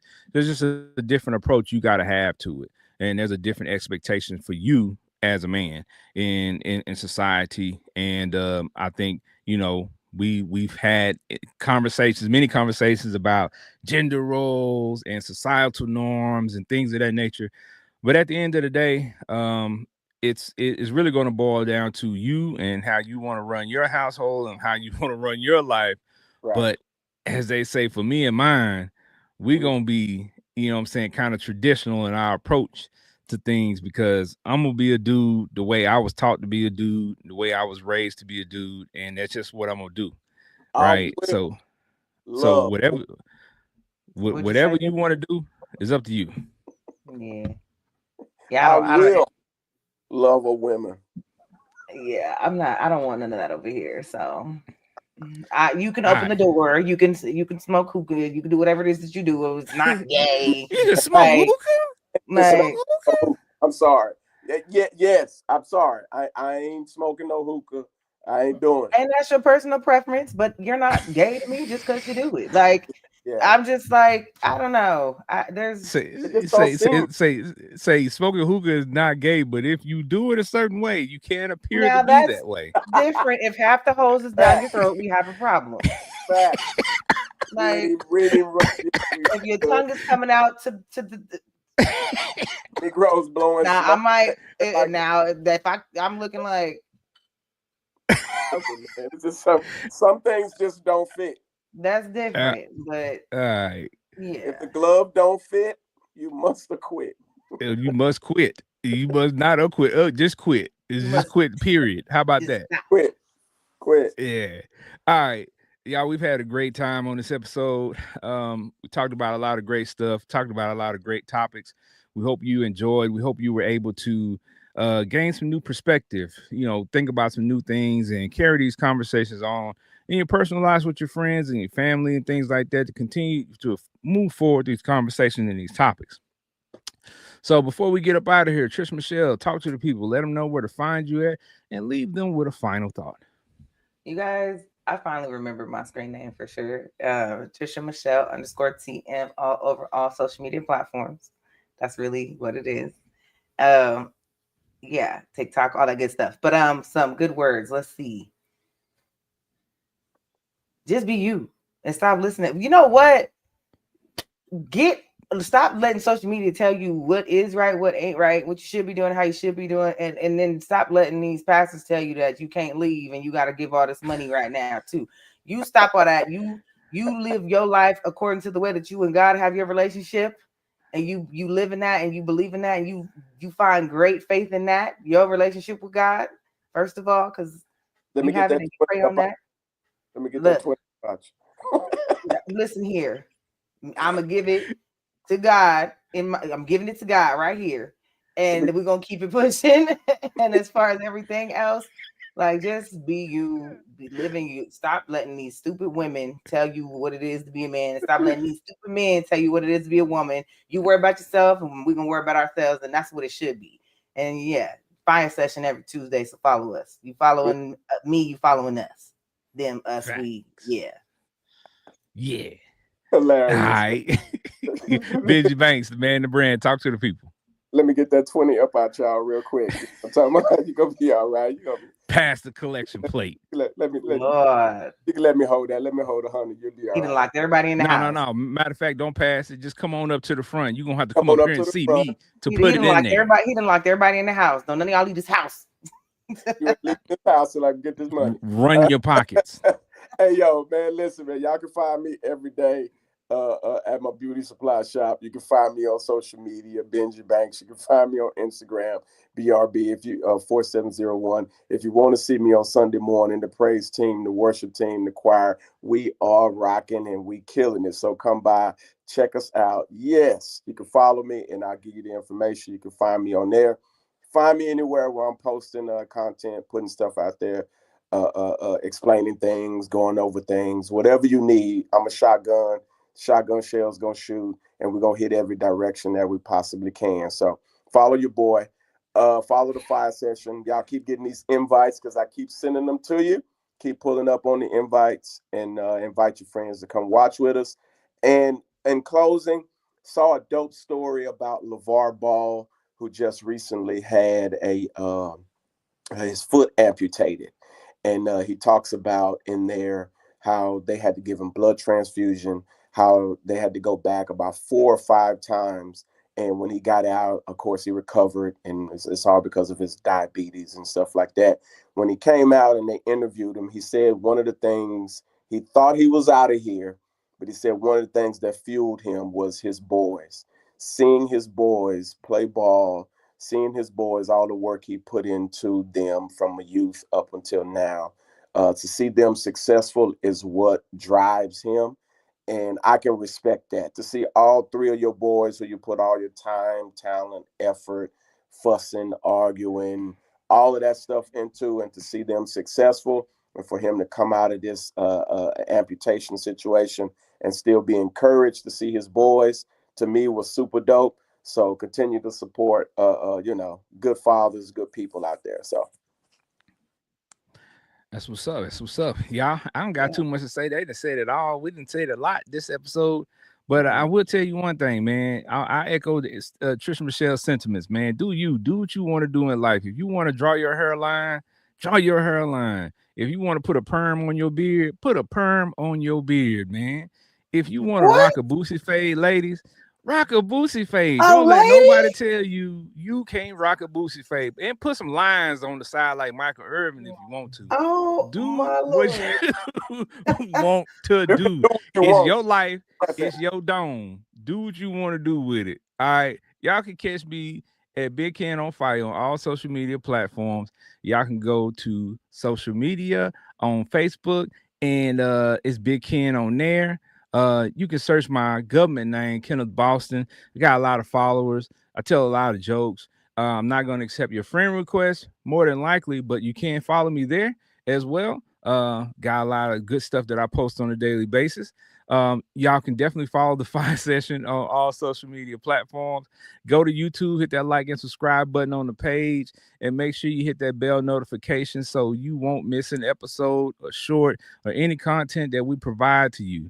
Y'all keep supporting us, keep showing love. We appreciate y'all. We love y'all.